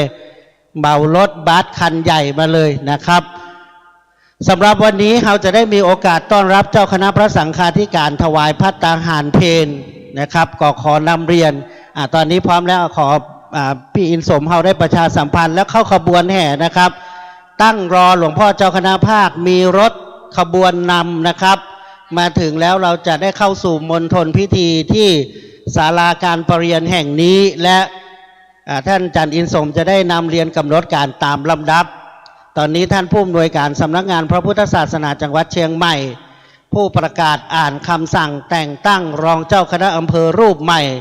เลขานุการเจ้าคณะอำเภอรูปใหม่และคำสั่งแต่งตั้งรองเจ้าคณะอำเภอที่แต่งตั้งเลขานุการรองเจ้าคณะอำเภอก็เดินทางมาถึงแล้วส่วนขบวนแห่จะเป็นท่านป.อาวุโสนะครับอัญเชิญตาตั้งและพัดยศพร้อมด้วยท่านนายกเทศมนตรีนะครับก็ขออนุญาตเตรียมความพร้อมเลยนะครับกับขอบพระคุณนะครับท่านเจ้าหน้าที่จากกับสำนักพุทธนะครับจังหวัดเชียงใหม่ขอนอบน้อมแด่พระพุทธผู้สูงล้ำพระธรรมอันสูงส่งพระสงฆ์ผู้ประเสริฐจึงบังเกิดครบเป็นพระรัตนตรัยนะครับกับกราบแทบใต้ไหว้สาพระพุทธปิ่นปาสารูปนะครับที่ประดิษฐานทานันตระวิเศษนะครับของวัดปากทางเจริญกับไหว้สาเมตตาปรมีธรรมในพระเดชพระคุณนะครับทุกรูปนะครับมาตั้งแต่เจ้านะครับก็คือกับหลวงพ่อนะครับพระราชรัชมุนีนะครับเจ้ารองเจ้าคณะจังหวัดเชียงใหม่หลวงพ่อท่านเจ้าคุณสุวรรณเมธีด็อกเตอร์นะครับรองเจ้าคณะจังหวัดเชียงใหม่วัดพระธาตุสีจอมทองกับและพระมหาเถรานุเถระเจ้าคณะพระสังฆาธิการนะครับทุกรูปกราบถวายการต้อนรับด้วยความเคารพนบนอบกับและก็กราบสวัสดีกับบรรดาพระพี่น้องคณะสัตยาสาธุชนพุทธบริษัททั้งหลายที่ได้ตั้งจิตมาแต่ไกลตั้งใจมาแต่บ้านนะครับมาร่วมงานถวายมุทิตาสักการะจิตต้อนรับนะครับ ตำแหน่งพระสังฆาธิการรองเจ้าคณะอำเภอดอยลอนะครับของท่านพระครูอภิวัฒนวิกรม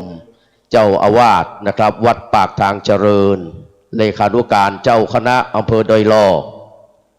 กับจากนี้ไปเรารอพระเดชพระคุณหลวงพ่อนะครับท่านพระพรหมเสนาบดีนะครับซึ่งเป็นเจ้าคณะภาค7กรรมการมหาเถรสมาคมเจ้าอาวาสวัดประทุมคงคาราชวรวิหารนะครับกำลังเดินทางนะครับ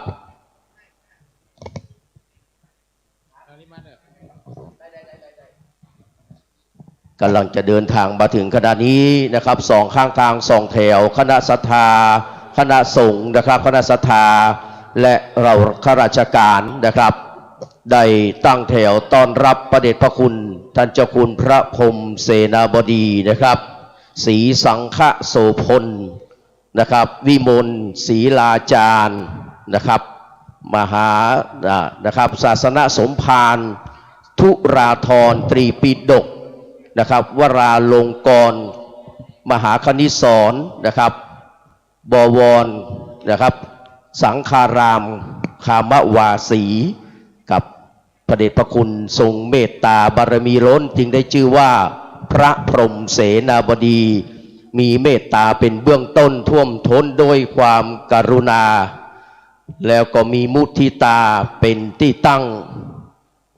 และก็ยั้งด้วยอุเบกขาเป็นอารมณ์ฌานนะครับจึงได้ชื่อว่าพระพรหมเสนาบดีกับวันนี้เรามีโอกาสได้ถวายการต้อนรับพระเดชพระคุณพระพรหมเสนาบดีและก็เหล่าพระมหาเถระทั้งหลายที่หมู่เราเคารพนับถือกันถือว่าเป็นมงคลชีวิตเป็นอุดมมงคลสำหรับพี่น้องศรัทธาสาธุชนทุกคนทุกท่านเนอนะครับรอแหมสักครู่กับเมื่อพระเดชพระคุณท่านเจ้าคณะภาค7นะครับกรรมการมหาเถรสมาคมเจ้าวาดวัดประทุมคงคาราชวรวิหารได้เมตตาเดินทางมาถึงแล้วหลวงพ่อจะได้ลงรถที่หน้านะครับที่หน้าประตูแล้วก็จะได้เดินผ่านบรรดาพี่น้องที่เข้าแถวกันสองข้างทางเตรียมเข้าตอกดอกไม้นะครับที่จะได้น้อมต้อนรับถวายการต้อนรับพระเดชพระคุณนะครับกับเรียนเชิญบรรดาสำหรับรองเท้าเนอะฝั่งนี้นะครับขอรองเท้าจะไปไว้เนอะนะครับเอาไปไว้ทางด้านเหนือนะครับรองเท้าทุกคู่เลยนะครับต้องไม่มีรองเท้าหน้าห้องนะครับเอาไปไว้ทางปุ้นเนอร์นะครับเพื่อบ่ฮือเป็นที่ระเคืองตาเนาะนะครับตอนนี้เขาถ่ายทอดไปยังนะครับคลื่น 104.5 เมกะเฮิรตซ์ขึ้นวัดฝ่ายหินเมตตาปรมีธรรมในท่านพระครูสมุวิสุวัตรวรกิจโจนะครับผู้อำนวยการสถานีเจ้าวาดวัดฝ่ายหินนะครับได้ถ่ายทอดไปทั่วโลกนะครับเห็นทั้งภาพได้ยินทั้งเสียงนะครับทุกท่านทุกคนจะปรากฏอยู่ในตั้งหน้า Facebook ตั้งหน้าไลน์แล้วก็ตั้งสถานีนะครับได้ยินเป็นไปทั่วเนอะพี่น้องเนอะจะอู้จะจาจะว่าอย่างจะใดก็ตามแต่นะครับทุกอากัปกิริยายืนเดินนั่งทำนอนนะครับ ยืนนั่งนอนดื่มทำพูดแต่ค้างคิดอย่างเดียวเนอะนะครับจะบ่ได้หันดังนั้นให้หันมดเนอะนะครับเพราะฉะนั้นนะครับหลังจากที่พระเดชพระคุณหลวงพ่อมาถึงแล้วนะครับหลวงพ่อจะได้ขึ้นมาบริเวณพิธีนะครับและเดินเข้าสู่ศาลาการประเรียนจากนั้นพระเดชพระคุณพระพรหมเสนาบดีเจ้าคณะภาค7กรรมการมหาเถรสมาคมนะครับจะได้จุดธูปเทียนบูชาพระรัตนตรัยนำไหว้พระกับพระครูนะครับอภิวัฒนวิกรมนะครับรองเจ้าคณะอำเภอดอยหล่อถวายเครื่องสักการะนายสุทธิชัยตรีสินศักดิ์รักษาราชการแทนในอำเภอดอยหล่อถวายเครื่องสักการะนายบุญทรัพย์ปัญญากำนันตำบลดอยหล่อถวายเครื่องสักการะว่าที่ร้อยตรีสุรพงศ์กาบวังนะครับนายกองค์การบริหารส่วนตำบลดอยหล่อนะครับถวายเครื่องสักการะนางอารีพันจันทร์นะครับผู้อำนวยการสำนักงานพระพุทธศาสนาจังหวัดเชียงใหม่ได้อ่านตราตั้งรองเจ้าคณะอำเภอดอยหล่อและตราตั้งเลขานุการเจ้าคณะอำเภอดอยหล่อ เลขารองเจ้าคณะอำเภอโดยหล่อนายสุทธิชัยตรีสินสัตย์จะได้อ่านคำสั่งเจ้าคณะอำเภอโดยหล่อเรื่องมอบหมายงานให้พระครูอภิวัฒนวิกรมบรรยงอภิวัฒโนนะครับรองเจ้าคณะอำเภอโดยหล่อพระพรหมเสนาบดีเจ้าคณะภาค7กรรมการมหาเถรสมาคมมอบตราตั้งรองเจ้าคณะอำเภอโดยหล่อคำสั่งเจ้าคณะอำเภอโดยหล่อเลขาเจ้าคณะอำเภอเลขารองเจ้าคณะอำเภอนายสุทธิชัยตรีสินสัตย์รักษาราชการแทนนายอำเภอโดยหล่อถวายสักการะพระครูอภิวัฒนวิกรมในนามส่วนราชการกำนันผู้ใหญ่บ้านท้องถิ่นท้องที่ประชาชนอำเภอโดยหล่อพระปลัดนะครับวณิชยาสยามมหิทธิโกเลขานุการรองเจ้าคณะอำเภอโดยหล่อถวายเครื่องสักการะในนามพระสงฆ์อำเภอโดยหล่อพระวชิระธีรจิตโตถวายเครื่องสักการะในนามคณะศิษยานุศิษย์วัดปากทางเจริญกล่าวคำถวายภัตตาหารและทายธรรมเชิญแขกผู้มีเกียรติเจ้าภาพประเคนทายธรรมแด่พระสงฆ์พระพรหมเสนาบดีเจ้าคณะภาค7กรรมการมหาเถรสมาคมกล่าวสัมโมทนียกถาพระสงฆ์อนุโมทนาเป็นเสร็จพิธีนี่คือลำดับพิธีการนะครับที่จะได้เกิดขึ้นอีกไม่กี่นาทีจากนี้ไปนะครับเรียนเชิญทุกคนทุกท่านได้อยู่ในความพร้อมเตรียมถวายการต้อนรับพระเดชพระคุณท่านเจ้าคุณพระพรหมเสนาบดีนะครับเจ้าคณะภาค7นะครับกรรมการมหาเถรสมาคมและเจ้าอาวาสประทุมคงคานะครับราชวรวิหารนะครับพระผู้เป็นนะครับผู้ปกครองที่เชี่ยวชาญเป็นคณาจารย์ที่ขมังเวทนะครับเป็นพระนักเทศน์ที่เก่งกาจและก็เป็นนักปราชญ์ผู้แตกฉานเป็นนักวิชาการที่ไม่โอ้อวดเป็นนักบวชที่เสียสละและเป็นพระที่พึ่งได้นะครับ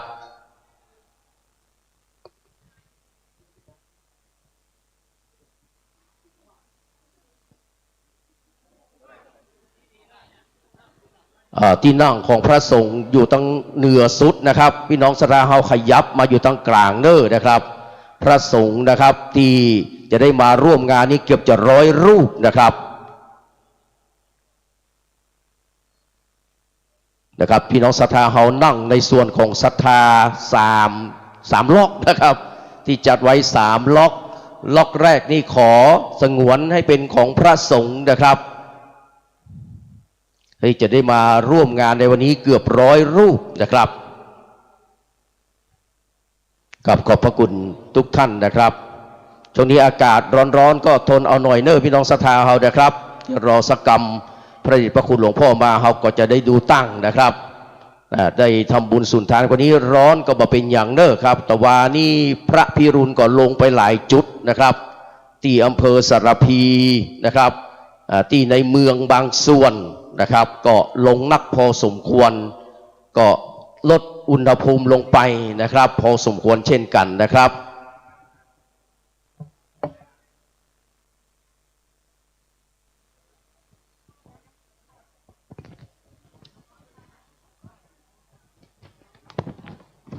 กับในขณะที่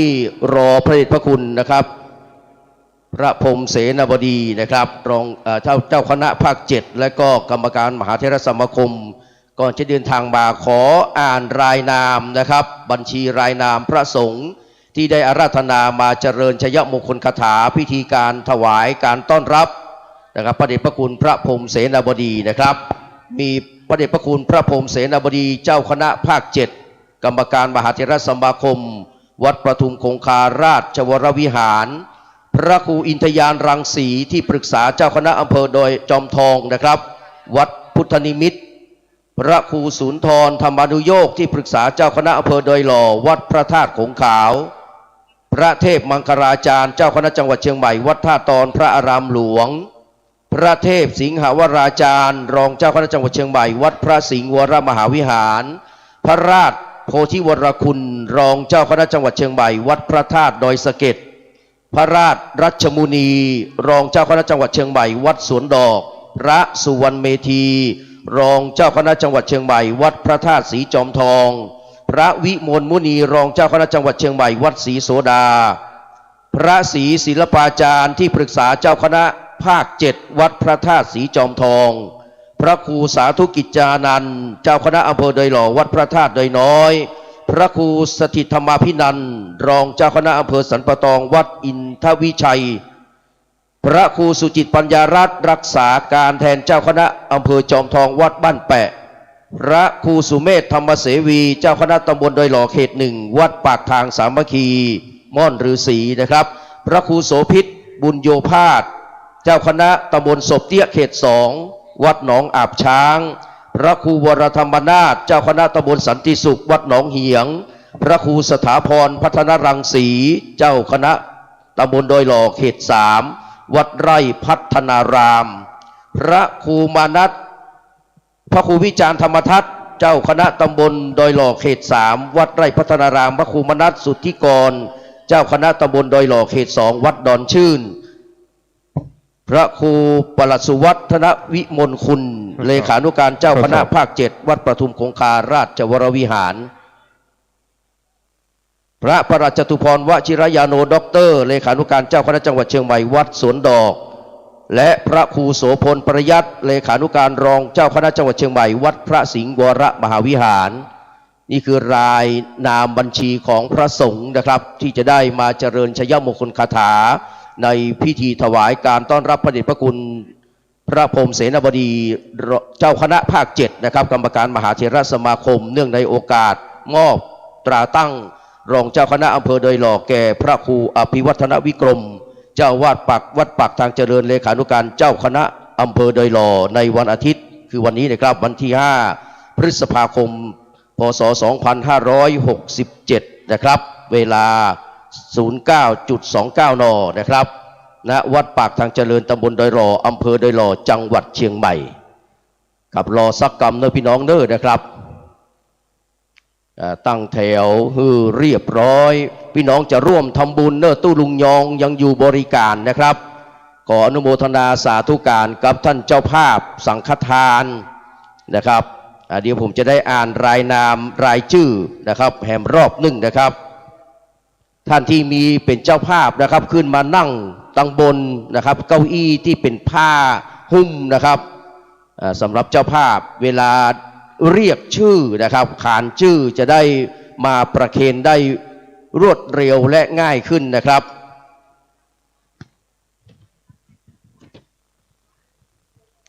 กับสำหรับรายนามท่านเจ้าภาพที่จะเข้าถวายนะครับแด่พระสงฆ์องค์เจ้ามีดังนี้นะครับอันดับที่1นะครับท่านพระครูอภิวัฒนวิกรมนะครับรองเจ้าคณะอำเภอดอยหล่อได้ประเคนพระพุทธนะครับกำลังดักจัดมานะครับท่านอดีตสสสุรพลเกียรติชัยยากรนะครับที่ปรึกษารัฐมนตรีว่าการกระทรวงวัฒนธรรมนะครับจะได้เข้าน้อมถวายพระเดชพระคุณนะครับพระพรหมเสนาบดีนะครับตามรายชื่อนะครับและจากนั้นก็จะได้นำเรียนรายชื่อตั้งแต่นายสุทธิชัยตรีสินสัตย์นะครับรักษาราชการแทนนายอำเภอดอยหล่อนะครับนางอารีพันจันทร์ผู้อำนวยการสำนักงานพระพุทธศาสนาจังหวัดเชียงใหม่พันตำรวจเอกยุทธาเมธาผู้กำกับการสถานีตำรวจภูธรดอยหล่อพ่อกำนันสุทินสุรินตะอดีตกำนันตำบลดอยหล่อนายบุญทรัพย์ปัญญากำนันตำบลดอยหล่อและประธานชมรมกำนันผู้ใหญ่บ้านอำเภอดอยหล่อว่าที่ร้อยตรีสุรพงศ์กาบวังนายกองค์การบริหารส่วนตำบลดอยหล่อนางลัดดาชัยชนะนายกเทศมนตรีตำบลสองแควว่าที่ร้อยเอกบรรพตวิหกเหินนายกเทศมนตรีเทศบาลตำบลสันติสุขนายถนอมกำใจนายกเทศมนตรีเทศบาลตำบลยางครามแพทย์หญิงณลินทิพย์ธรรมฤกษ์ฤทธิ์ผู้อำนวยการโรงพยาบาลดอยหล่อนายสุวิทย์เหลืองทองผู้อำนวยการโรงเรียนสองแคววิทยาคมดร.ตินภพหลวงมณีวันผู้อำนวยการโรงเรียนบ้านเหล่าเป้า ประธานสภาองค์การบริหารส่วนตำบลดอยหล่อนายสิงคารอุปนันท์รักษาราชการแทนปลัดองค์การบริหารส่วนตำบลดอยหล่อแม่จันเรือนใสแม่เดือนเพ็ญทิมวางแม่อัมพาวงแหวนแม่ครูจงรักนาวาจักรพ่อครูโสพลแม่ครูสายทองมาละแซมคุณเชิดพงศ์กิ่วแก้วนางสาวพนิตราพรหมมินทร์คุณพัฒนันท์วิจิตรไพศาลคุณจันเพ็ญคำโพธาคุณแม่อภรณ์รอทานแม่กองคำทองคำนายสนองนางสุกัญญาเจริญสายคำพร้อมเพื่อนฝูงญาติมิตรชมรมกำนันผู้ใหญ่บ้านอำเภอดอยหล่อพ่อบุญมาแม่ทองใบอารีโอตพ่อสมพงษ์แม่สุนันทาญาติวงศ์นายวัชรินทร์นางสมศรีกันทิยะนายตุ้ยนางมานีแก้วสมวางแม่พันนีสุขสวัสดิ์พ่อแปงพ่อวันนะพ่อชัยปัญญาศรีนายเจษดาปันตะ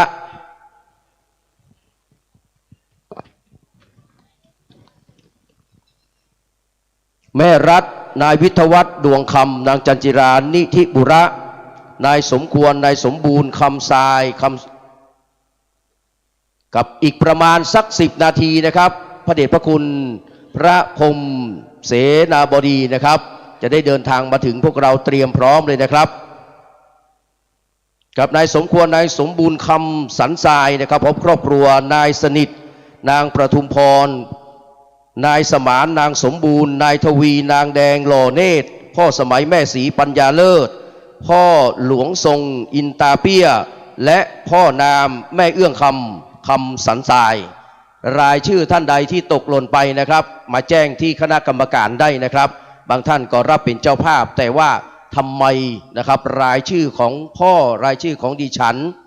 ตกไปนะครับมาแจ้งได้เนอเพื่อจะได้ประกาศฮือกับนะครับสิ่งศักดิ์สิทธิ์ทั้งหลายนะครับเทวดาเสื้อวาที่ปกปักอารักขายังวัดปากทางเจริญแห่งนี้ได้มารับทราบอนุโมทนานะครับอีกประมาณ9 นาทีนะครับครับท่านนะครับเลขานุการเจ้าคณะภาค7นะครับได้บอกว่าหลวงพ่อใกล้จะมาถึงแล้วนะครับ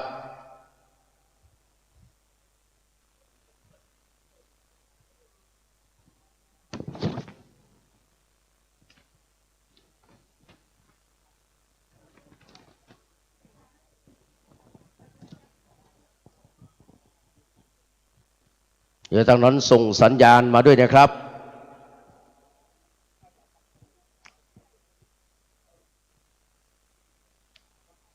กับตอนนี้เข้าที่ปากทางนี้มาแล้วนะครับพระเดชพระคุณนะครับ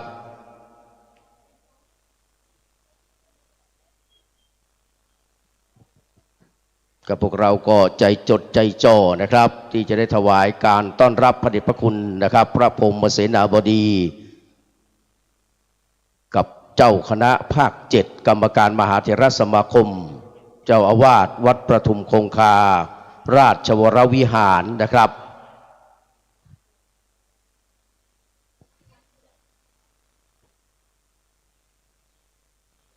กับหลังจากที่ท่านเดินทางนะครับเข้ามาถึงแล้วเขาจะเข้าทางนี้ครับที่พวกเราปูเสื่อไว้เนี่ยนะครับปูเสื่อถวายไว้นี่นะครับถวายการต้อนรับและจะขึ้นมานะครับที่ศาลาการประเรียนจากนั้นท่านจะได้เป็นประธานจุดธูปเทียนบูชาพระรัตนตรัยและจะได้นำไหว้พระนะครับเสร็จแล้วนะครับก็จะเป็นตามลำดับพิธีนะครับจะได้มีการถวายเครื่องสักการะโดยท่านพระครูอภิวัฒนวิกรมนะครับรองเจ้าคณะอำเภอดอยหล่อนะครับเจ้าวัดปากทางเจริญจะได้ถวายเครื่องสักการะแด่พระเดชพระคุณนะครับ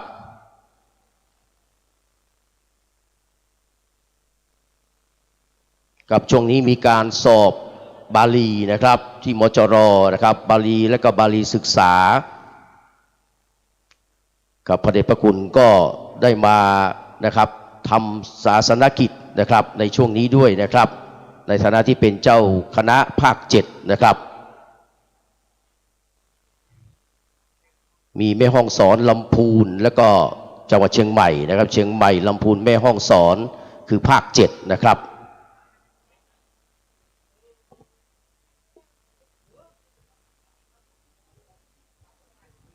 กับพี่น้องที่อยู่ทางบ้านเนอะนะครับยกมือไหว้ไปมือสาอนุโมทนาเนอะอยู่ทางบ้านตยกับวัดปากทางเจริญนะครับในการถวายการต้อนรับพระเดชพระคุณพระพรหมเสนาบดีนะครับพี่น้องถ้าเปิ้นเดินทางมาถึงแล้วนี่เขาก็จะได้ยินว่าหลวงพ่อเปิ้นมาถึงแล้วนะครับหมู่เฮาอยู่ทางบ้านเนอะที่ได้อยากจะให้หันบรรยากาศนะครับแต่ได้หันภาพอยู่แล้วนะครับได้หันภาพได้ยินทั้งเสียงนะครับอยู่ที่บ้านอยู่แล้วนะครับเพราะฉะนั้นนะครับพี่น้องก็เตรียมเนอะครับเตรียมถวายการต้อนรับเหมือนกับที่ตังวัดปากทางเจริญได้เตรียมนะครับ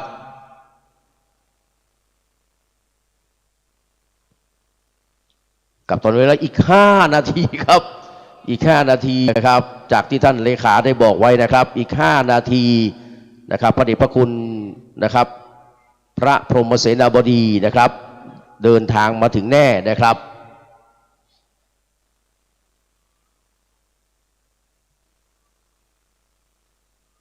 ครับพระเดชพระพรหมเสนาบดีนะครับได้มีการจารึกฉากพรหมเสนาบดีศรีสังฆโสพลวิมลศรีลาจารย์ศาสนสมภารธุราธรตรีปิฎกวราลงกรณ์บวรสังฆารามคามวาสีนะครับนี่คือราชทินนามเต็มๆของพระเดชพระคุณพระพรหมเสนาบดีนะครับท่านพระเดชพระคุณทุกรูปนะครับที่เป็นนะครับพระราชาคณะตั้งแต่ชั้นสามัญไปนะครับก็จะมีราชทินนามเต็มนะครับแต่เราเรียกย่อๆนะครับว่าพระพรหมเสนาบดีนะครับครับตอนนี้น่าจะถึงแล้วนะครับพวกเราเตรียมตัวเลยนะครับ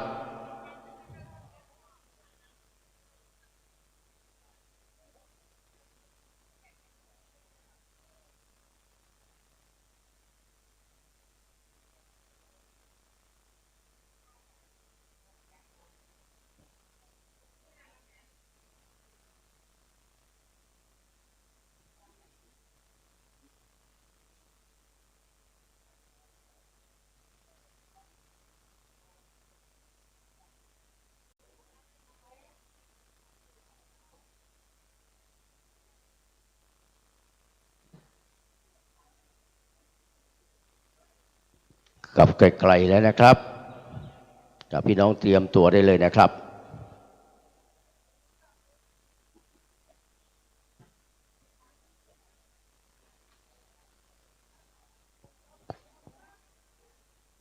กับท่านพระคุณเจ้าท่านพระครูประหลัดสุวัฒนวิมลคุณนะครับเลขานุการเจ้าคณะภาค7นะครับวัดประทุมคงคา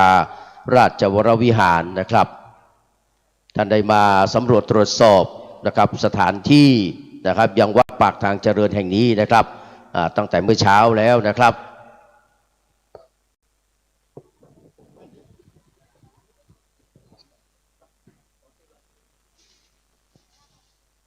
ครับขอบคุณนะครับท่านผอ.นะครับสำนักพุทธนะครับจังหวัดเชียงใหม่พร้อมกับเจ้าหน้าที่ทุกท่านนะครับวันนี้ให้เกียรติเดินทางมาโดยเฉพาะท่านผอ.กับอารีพันจันทร์นี่ท่านบอกว่าถ้าจำนามสกุลท่านไม่ได้ขอให้ใช้นามสกุลของพิธีกรไปก่อนได้เลยนะครับ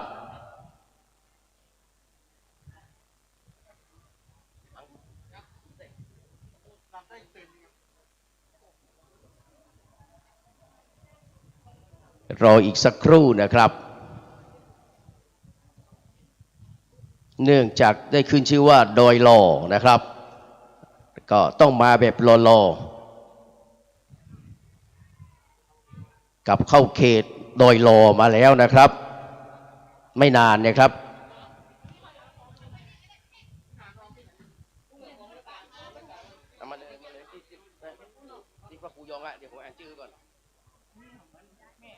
ล่าสุดนี้ขออนุโมทนากับแม่คำจันในนาเนาะกับนางสาวนุชดาพรอุปนันท์อีแม่เอาไปจ่อมตีตู้เลยครับและก็อนุโมทนากับแม่คุณจำปาสินทุใสพร้อมลูกหลานบ้านหนองผ้าขาวนะครับอีแม่เอาไปจ่อมที่ตู้เลยครับ แม่เอาไปจอมที่ตู้เลยนะครับครับซองมีพุ่นก็มีครับที่เจ้าหน้าที่เขานั่งอยู่ตะพุ่นนะครับแม่จะเขียนอย่างต่อก็ขอเรียนเชิญนะครับ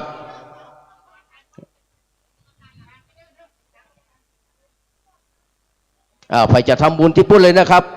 ที่พุ่นเลยนะครับที่กองอำนวยการเลยนะครับที่กองอำนวยการอ่านชื่อก่อนเนาะเดี๋ยวเปิ้ลมาขออ่านรายชื่อก่อนมา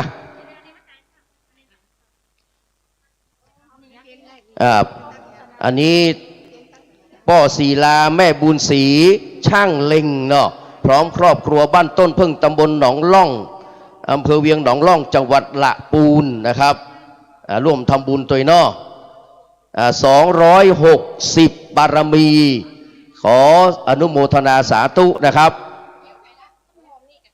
เอาหอมที่ตุลุงยองตุลุงยองอ่านรายชื่อด้วยนะตุลุงยองนะช่วงนี้นะอีแม่เอาไปถวายที่ตุลุงยองก่อนอันนี้ปัจจัยเอาแม่ก็เอาไปที่ตุลุงยอง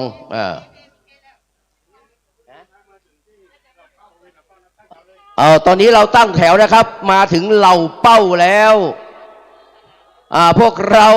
ตอนนี้พระเดชพระคุณพระพรหมเสนาบดีนะครับรองเจ้าคณะภาค 7กรรมการมหาเถรสมาคมจากวัดประทุมคงคาราชวรวิหารได้เดินทางมาถึงที่เหล่าเป้าแล้วนะครับพวกเราก็ตั้งแถวเข้าแถวรอเลยนะครับมาแน่นอนครับจากตุลุงยองยอดสนั่นนะครับได้มารายงานแล้วนะครับ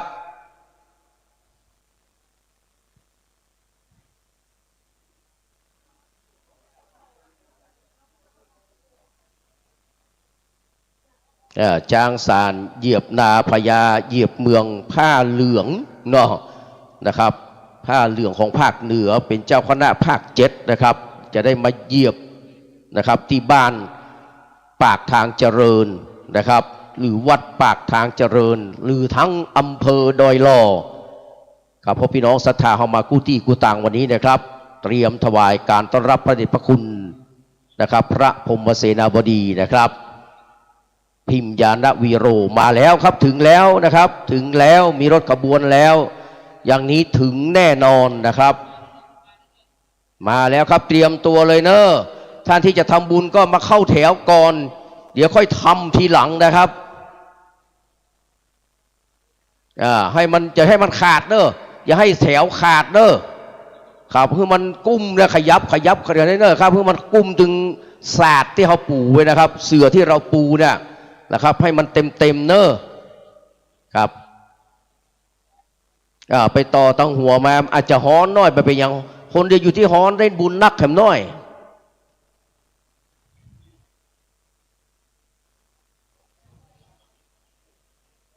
เตรียมตัวเลยนะครับ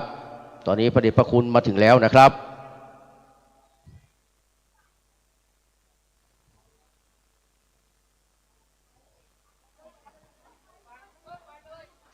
ครับพี่น้องที่อยู่ทางบ้านก็นะครับตั้งจิตตั้งใจอธิษฐานด้วยนะครับถวายการต้อนรับพระเดชพระคุณท่านพระพรหมเสนาบดีด้วยนะครับ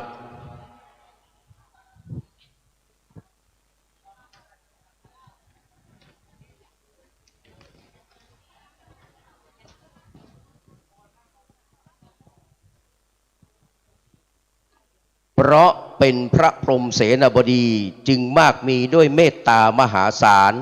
กรุณามุทิตาสาธุการทั้งมีญาณอุเบกขาหน้าชื่นชมมีศีลธรรมร่มเย็นเป็นประจักษ์จริยาพร้อมพรักตระหนักสมจึงชื่อว่าเสนาบดีพรหมขอนบประนมน้อมไหว้ใจบูชา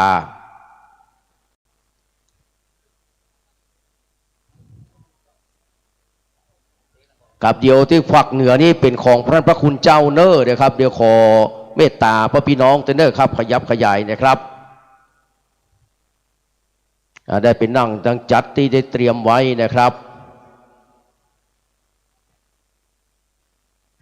ขับถวายการต้อนรับพระเดชพระคุณนะครับ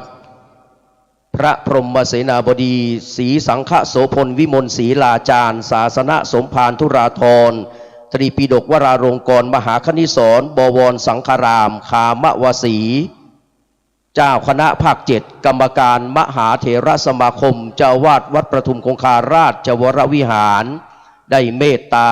เดินทางนะครับมาถึงที่วัดปากทางเจริญเป็นที่เรียบร้อยขอถวายการต้อนรับด้วยความเคารพนบนอบเป็นอย่างยิ่ง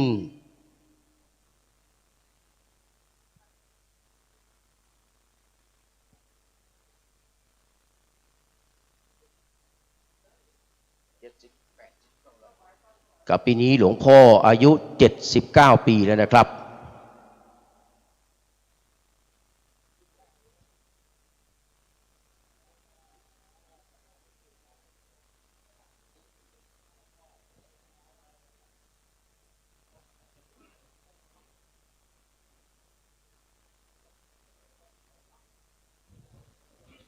กับตามด้วยพระมหาเถรานุเถระเจ้าคณะพระสังฆาธิการนะครับที่ได้ถวายการต้อนรับพระเดชพระคุณกับพระพรหมเสนาบดีด้วยนะครับ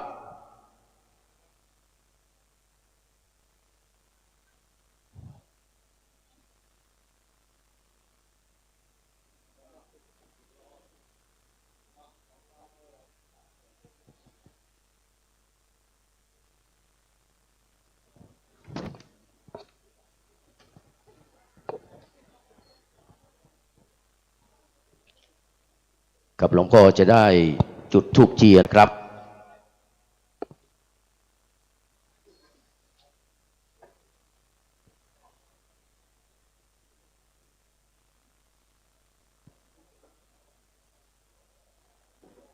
ทุกคนประนมมือขึ้นนะครับ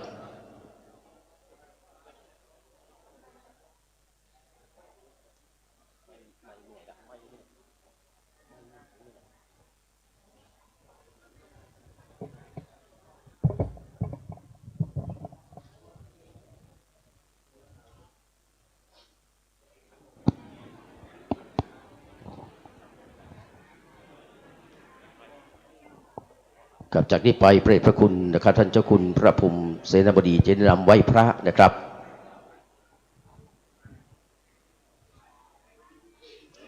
อะระหังสัมมาสัมพุทโธ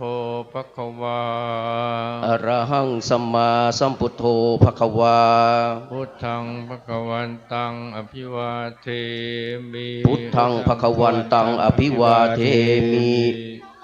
สวากขาโตภควตาธัมโมสวากขาโตภควตาธัมโมธัมมังนัมสสามิธัมมังนัมมัสสามิสุปฏิปันโนภควโตสาวกสังโฆสุปฏิปันโนภควโตสาวกสังโฆสังฆังนะมามิสังฆังนะมามิทันตมยังพุทธัสสะภะคะวะโตปุปภาคณมการังกโรมเสนะโมตัสสะภะคะวะโตอะระหะโตสัมมาสัมพุทธัสสะนะโมตัสสะภะคะวะโตอะระหะโตสัมมาสัมพุทธัสสะนะโมตัสสะภะคะวะโตอะระหะโตสัมมาสัมพุทธัสสะ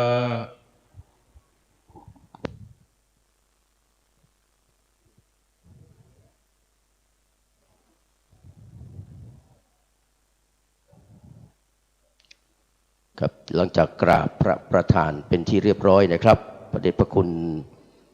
พระพรหมเสนาบดีนะครับจะได้ขึ้นนั่งที่อาสนะนะครับ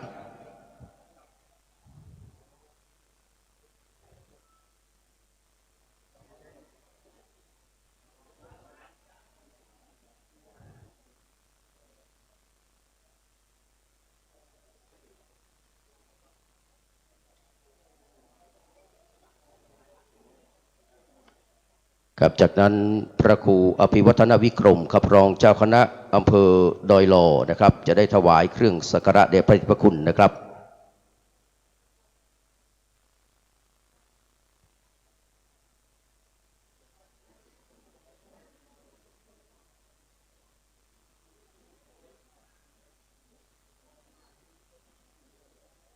ครับจากนี้ไปครับเรียนเชิญนายสุทธิชัยนะครับสิตรีสินศักดิ์รักษาราชการแทนนายอำเภอโดยรอถวายเครื่องสักการะแด่พระเดชพระคุณนะครับ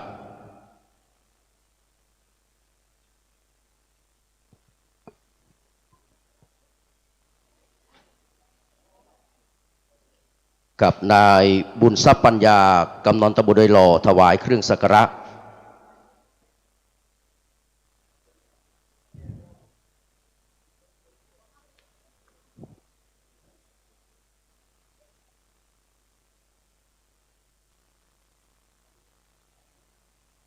ว่าที่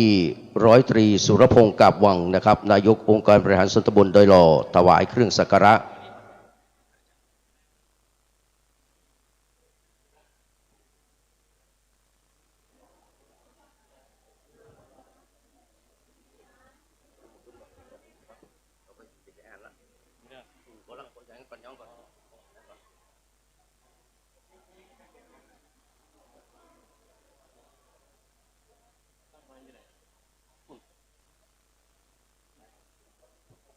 ครับจากนี้ไปนะครับหลังจากที่ทุกท่านที่ได้เข้าถวายเครื่องสักการะกลับมานั่งที่รับรองแล้วนะครับ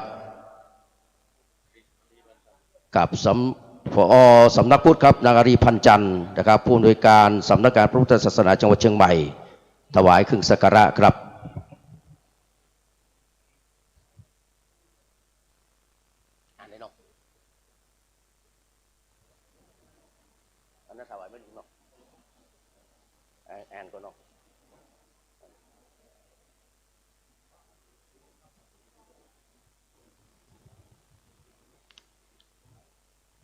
กับจากนี้ไปนะครับนางอารีพันจันทร์ผู้อำนวยการสำนักงานพระพุทธศาสนาจังหวัดเชียงใหม่จะได้อ่านตราตั้งรองเจ้าคณะอำเภอโดยรอและตราตั้งเลขาเจ้าคณะอำเภอเลขารองเจ้าคณะอำเภอเป็นลำดับต่อไป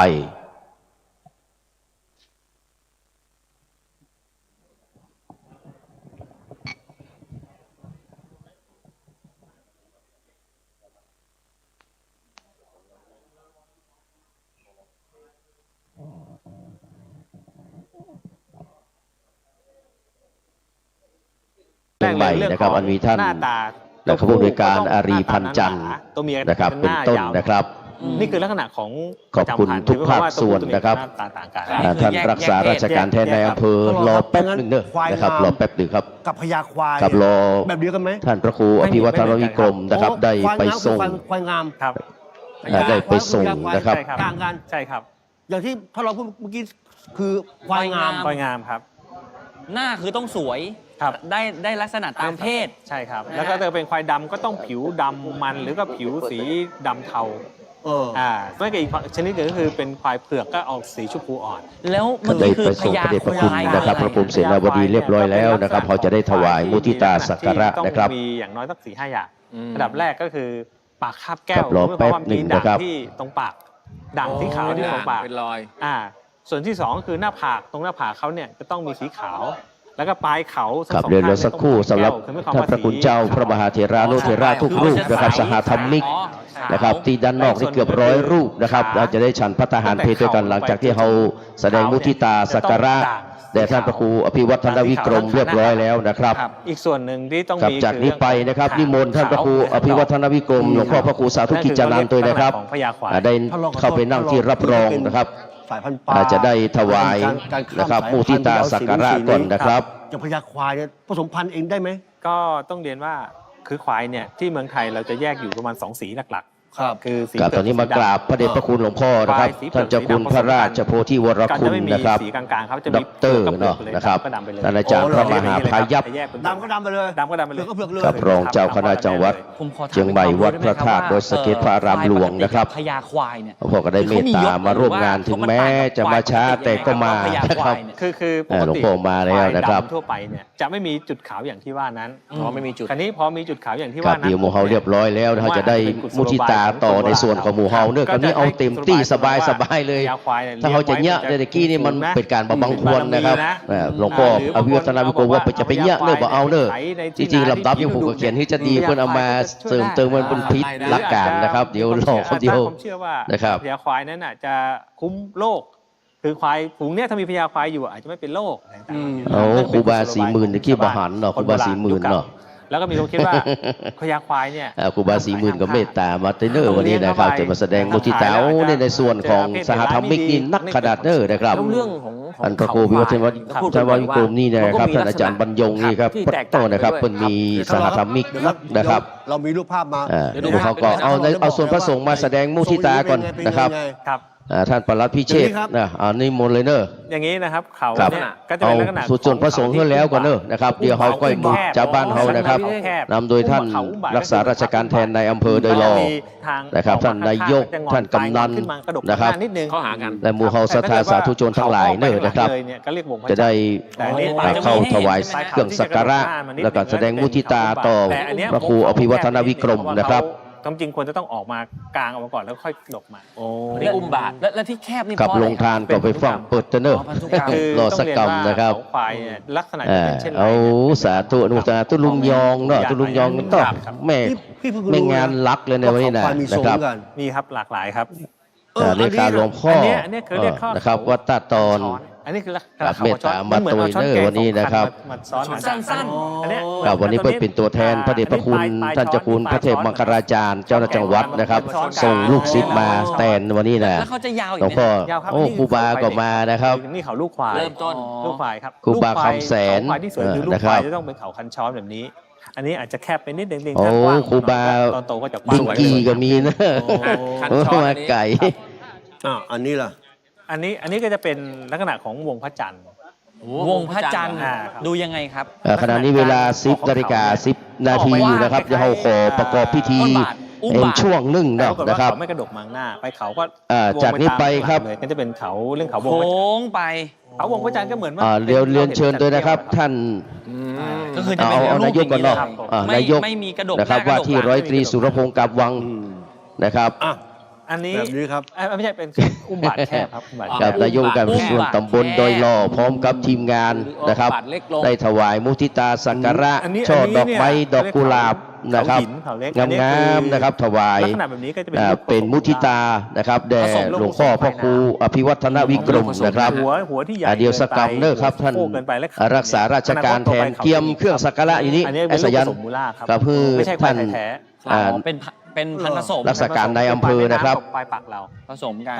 อันนี้แหละฮะ อันนี้คือเขา หลังจากชุดนี้นะครับ จะได้เรียนเชิญนะครับ อ๋อ ไม่ใช่ คุณสุทธิชัย และเขามูล่า ศรีตรี มูล่า สินศักดิ์นะครับ เขาจะยาว รักษาราชการ เป็นผสม แทนในอำเภอโดอยรอ ใช่นี่เป็นมูล่า ถวายสักการะ แท้ ท่านพระครู เลย ครับ เขาจะเป็นแบบนี้ครับ ในนามของส่วนราชการกำนันผู้ใหญ่บ้านท้องถิ่น ภาพหนึ่ง นะครับ อัไม่มีเขา ที่ประชาชนอำเภอโดอยรอเอาแล้วเนอะเรียนเชิญเลยครับท่าน ท่านรองครับ รักษาการราชการแทนในอำเภอนะครับ ท่านสิทธิชัยนะครับ มันคืออะไร และมันมี กับท่านสุทธิชัย เหมือนคนไหมคน ตรีสินศักดิ์นะครับพร้อมกับ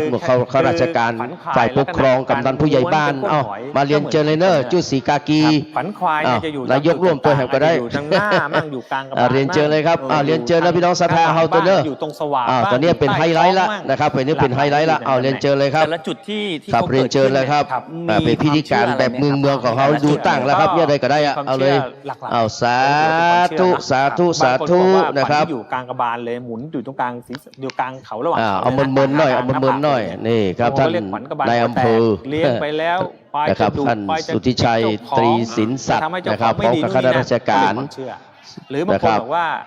เข้ามาถวายได้เนอ ข ร์ วัญหาบเงินหาบทองหาบเงินหาบทอง ท่านผออารีตะกี้ถวายหลวงพ่อแล้วนะครับเอาถวายต่อ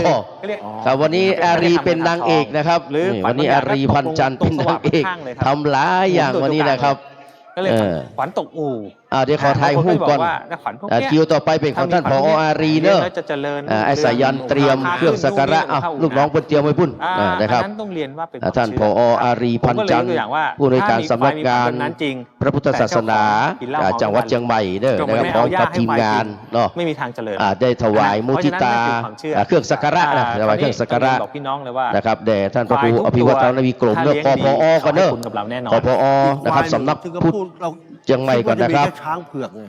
เรียนเชิญผอครับควายเผือกเป็นท่านมหาเอานี่มาเลยครับเข้ามาเลยครับเครื่องสักการะเข้ามาเลย ก็ถือว่าเป็น ครับเอาตรงโน้นมุกไปทางนู้นแล้วเอา เตลผิวหนังเขา เปลี่ยนมุมแล้วมุกไปทางนี้นะครับมุกไปทางนี้ เพราะฉะนั้นเนี่ยเมื่อก่อนเนี่ยครับเมื่อก่อน อาจารย์มหาเอาด้วยครับ ก็เหมือนบอก สมเจตไปไหนละ ปลาเผือกหรือคนเผือก ครบเลยยังเอา ถ้าเป็นลักษณะเช่นนั้นจริงเนี่ยจะเป็นสัตว์ที่อ่อนแอ ขอถ่ายรูปอีกทีนึงตะกี้มันไม่เปิงเนาะ ในเมืองไทย มันไม่เปิงอยู่ทางข้าง ไถนาได้เหมือนควายดำ ครับตอนนี้นี่เต็มที่ได้นะครับ ที่เกาะสมุยได้เพราะฉะนั้นความแข็งแรงความทน ศรัทธาเขาเตรียมเต็มพร้อมเต็มที่เนอะแม่จันเพญก็เตรียมละ ว่าไม่ใช่ นะครับพนิตาก็เตรียมละแล้วพัฒนันไปไหนมาแล้ว แล้วถ้าพูดถึง เอา ควาย ขอท่านผ เผื อ ก ก่อน ถึงน้อง ขอท่านผอก่อน เมืองเพชร ขอสำนักพูดก่อน ลองรู้จักใช่ไหมฮะ เอาท่านมหาเอาเลยไม่ไหนล่ะ ในยุคนี้ในช่วง กลับเรียนเชิญเลยครับ ช่วงนี้เลยแหละช่วงนี้ถือว่าควายเผือกที่ดังที่สุดคือตัวเมืองเพชร นี่ผอสำนักพุทธนะครับเรียนเชิญเลยครับ แล้วก็เป็นควายที่ เรียนเชิญเลยครับ แนวคิดของชาวบ้าน ในส่วนของพี่น้องศรัทธาประชาชนหมู่เขาเอาเต็มที่ นอกจากเขาจะเผือกแล้วเนี่ย ขณะนี้นะครับ เขามีลักษณะเด่นยังไงครับ สิบ น้อง สิบ โก้ โมงป่ายอยู่เนี่ยพระสงฆ์ข้าเจ้าเดียวเขานิมนต์ฉันพระทหารเพลนะครับ ตัวใหญ่ ที่เพื่อนได้จัดเตรียมไว้เนอร์นะครับ ยาวด้วย แล้วลำตัวเขาเนี่ย สำนักถ่ายรูปก่อนมาทั้งหมดเลยท่านมหาเร็ว ควายประกวดเลย ครับอันนี้ปรริยนธรรม7ประโยคก็เด้ออาจารย์มหาเขาเนี่ยนะครับ สะโพกท้าย ได้ไปเปลืองทุกอย่างเลยนะครับเป็นผู้จารย์ก็ได้ ผิว นะ ขนผิว เป็นเจ้าก็ดีนะครับ และขนสั้นละเอียดสวยงาม อ่ะ อันนี้คือจุดเด่นของ ภาพนะครับบันทึกภาพเป็นประวัติศาสตร์แห่งความยินดีเนอะ ครับวันนี้เจ้าของ นะ มา ครับ โชว์ด้วยครับ อันนี้แค่ต้อนรับอะไรถ้าฉลองจะใหญ่กว่านี้นะครับ ราคา18 ล้านนะเจ้าของมาโชว์ ครั เล บ ยครับ น้อง กิน โก้ ข้าวกิ จะ น มา ป อยู่ ลา ใน กัน คุณ เน พระ อร์ ช่วย นะครับ เนี่ย ใช่ครับ อ้าวแน่นอนครับช่วงหน้า จาก นะฮะ นี้ไปเนอะพี่น้องเขาเข้ามาเลย ผมยังไม่เห็นเลย เข้ามาพร้อมกันเลย เป็นควายที่กำลังดังอ่ะ ครับ เขาบ เข้า อก มา ว่า พร้อมกันเลย เป็นควายเผือกที่ นะครับ ใหญ่ อันนี้เขาดู ที่สุด ตั้งยา ใน นะขอบคุณท่าน ประเทศ เนี่ยกินข้าวก่อนเนอะ ตอนนี้ อาจารย์มหากินข้าวก่อน ตัวนี้18 ล้าน ครับ ช่วงหน้ามาพบกับเขา นี่ขยักทันพันภาพนะครับแห่งภาพแห่งความปราบปลื้มปิติยินดีท่านผอสำนักพุทธเดี๋ยวเรียนเชิญกินข้าวที่โฮงรถนี่เนอะท่านอาจารย์มหาไปพาไปที่รถนะครับที่ลงรถเดี๋ยวจะไปทานด้วย เรียนเชิญเลยครับ ไดกิ้ง5 ดาว ช่วยประหยัดค่าไฟกว่า เข้ามาเป็นชุดเนอะสาธุสาธุสาธุนะครับ ดาวได้กิน5 ดาว ดาวคุ้ม เรียนเชิญเลยครับไข่ต่อไปแหมเอาไข่หูกก่อนไข่หูกก่อน ชมเสริมโภช โอ้ นาการ แม่เอ้ยก็แต่งมาด้วยเปิ้ลเห็นเลย ชมเลือก เอ้ย เอ็น นะ ฟา ฮะ สูตรที่ใช่ แต่ว่าบอกไปว่าครูอ้วนเดือดขนาดอะ ใหม่เอ็นฟาโกรเอพลัส เอา ไมโคร นะครับ ซีไบโอมนมสูตรเฉพาะที่แม่อยากชมมั่นใจ ขอบคุณไอ้ร้อยเอกสายันสมบัตินันเนอร์นะครับดูแลความเรียบร้อยขอบคุณช่างภาพอมรเนาะแล้วก็ไอ้น้อยนะครับนิ้วทองนะครับนิ้วเนื้อทองคำนะครับ ด้วยนิเวียเมนคู่ แล้วตุปีอภิรักษ์ ทันทีที่ใช้ นะครับ พร้อมสิทธิ์การปกป้องแห้งสบาย ยาวนาน พร้อมทุกเดชไม่มี พ่อหลวงกำนันเนอร์กินข้าวนอกวัดนะครับก็เตรียมไว้นะครับก็จะเตรียมไว้เนอร์ ที่เกาหลีร้องเต้นเมคโอเวอร์เป็นไอดอลลุ้นรางวัล พี่ มู นา ล น ค่ากว่า 25 ล้าน แสดงมุทิตาหรือยัง กรอกรหัสใต้ฝาลุ้นเลยวัน กับ นี้ ขอบคุณเนอร์อนุโมทนาสาธุการนะครับพยังมาเสี่ยงมาแหม อร่อยมีสไตล์ กลับมาแหมครับมาแหมครับนี่นะครับวันนี้เป็นวันแห่งความปราบปลื้มปริติซาบซึ้งตรึงใจนะครับ ไมดี้มัชเมล พี่น้องเวียงป่าเบาบ้านเกิดเมืองนอนนะครับของท่านพระครูเนอะท่านพระครูบรรยงนะครับบรรยงแปลว่าทำให้งามทำให้ดีนะครับเป็นคำกริยานะครับคำว่าบรรยงนะครับเอาปอนกันเนอร์นี่พี่น้องจากเวียงป่าเป้าครับบ้านเกิดเมืองนอนครับของท่านพระครูอภิวัฒนวิกรมนะครับ เต็มไปด้วยแบคทีเรียใช้แบนิชที่มีแอคทีฟออกซิเจน เอาปอนนั่นนะสาธุเอามีไผ่แฮมมีไผ่แฮมที่ยังไม่ได้ถวายนะครับเรียนเชิญเลยครับ สูตรใหม่ซุปเปอร์เอสเปรสโซ่ เอาถ่ายรูปก่อนพี่น้องเวียงป่าเป้าพี่น้องเวียงป่าเป้า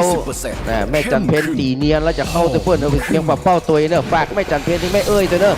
เอาไปอยู่เวียงป่าเป้านะครับ รังแครังแกว เรียนเชิญเลยครับ ถ้าไม่ได้สิ่งที่ใช่ดรา ครับ ม่า ขอบพระคุณนะครับเมตตาธรรมของท่านพระครูสมุวิสุวัตรวรกิจโจนะครับผู้โดยการสถานีคลื่น 104.50 เมกะเฮิรตซ์นะครับขึ้นวัดฝ่ายหินนะครับได้ส่งพระสงฆ์พระเจ้าหน้าที่นะครับได้มา ราะเด็ก ทำพิธี แต่ละคนชอบ ทำการ ต่างกัน ถ่ายทอดบันทึก แอน เนาะ ฟินิทัสที่ ใน มี งาน เลคโตโฟรินจากนมโค มอบ วิ ตา ตามิน ตั้ง B12 รองเจ้าคณะอำเภอโดยรองเลขาแล้วเจ้าคณะอำเภอเลขารองเจ้าคณะอำเภอในวันนี้สำเร็จ ที่ทำให้คุณ ลุ แม่ ร่วง ต้อง ไปด้วยดี เสียน้ำตา นะครับ ไร้อุปสรรคใดๆทั้งสิ้นนะครับ ติดคุกจากคดี เอาสามเณรลักก็มาตัวเปิ้ลเนอะปีหน้ามีปล่อยหลวงนะครับเพราะคือขนาด74ไม่เป็นผู้จาร สามเณรรักนะครับสามเณรรักคนมีความสามารถพี่น้องนี่ ค ครั วา บ มสามารถ ครับ ที่เปลี่ยนชีวิต ผมท้าให้น้องสาดลูกโป่งให้ เกิดที่ไหนก็ดีได้ถ้าไฟดีนี่สามเณรรักนี่นะครับเพิ่นมีความสามารถความจำเป็นเลิศพี่น้อง คือมีความบกพร่องทางสายตาตั้งแต่กำเนิดนะครับแต่ว่าปัญญาเลิศล้ำเนาะสุดยอดแต่เนิ่นท่านสามเณรรักเนิ่นถวายความเคารพนะครับวันที่เท่าไรก็ปีหน้า เชิญครับ 1 เมษายนนะครับจะเป็นวันปล่อยหลวงเนาะของที่วัดของสามเณรรักนะครับ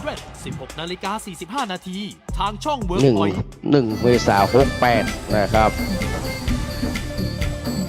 เอามาเด้อใครยังไม่ได้ถวายได้มาเลยนะครับ ใหม่นีเวียเมน นะครับ ซีแอนไฮ อย าส ภิวัฒนวิกรมอุดมจิต บวชอุทิศชีวิตให้พระสัทธา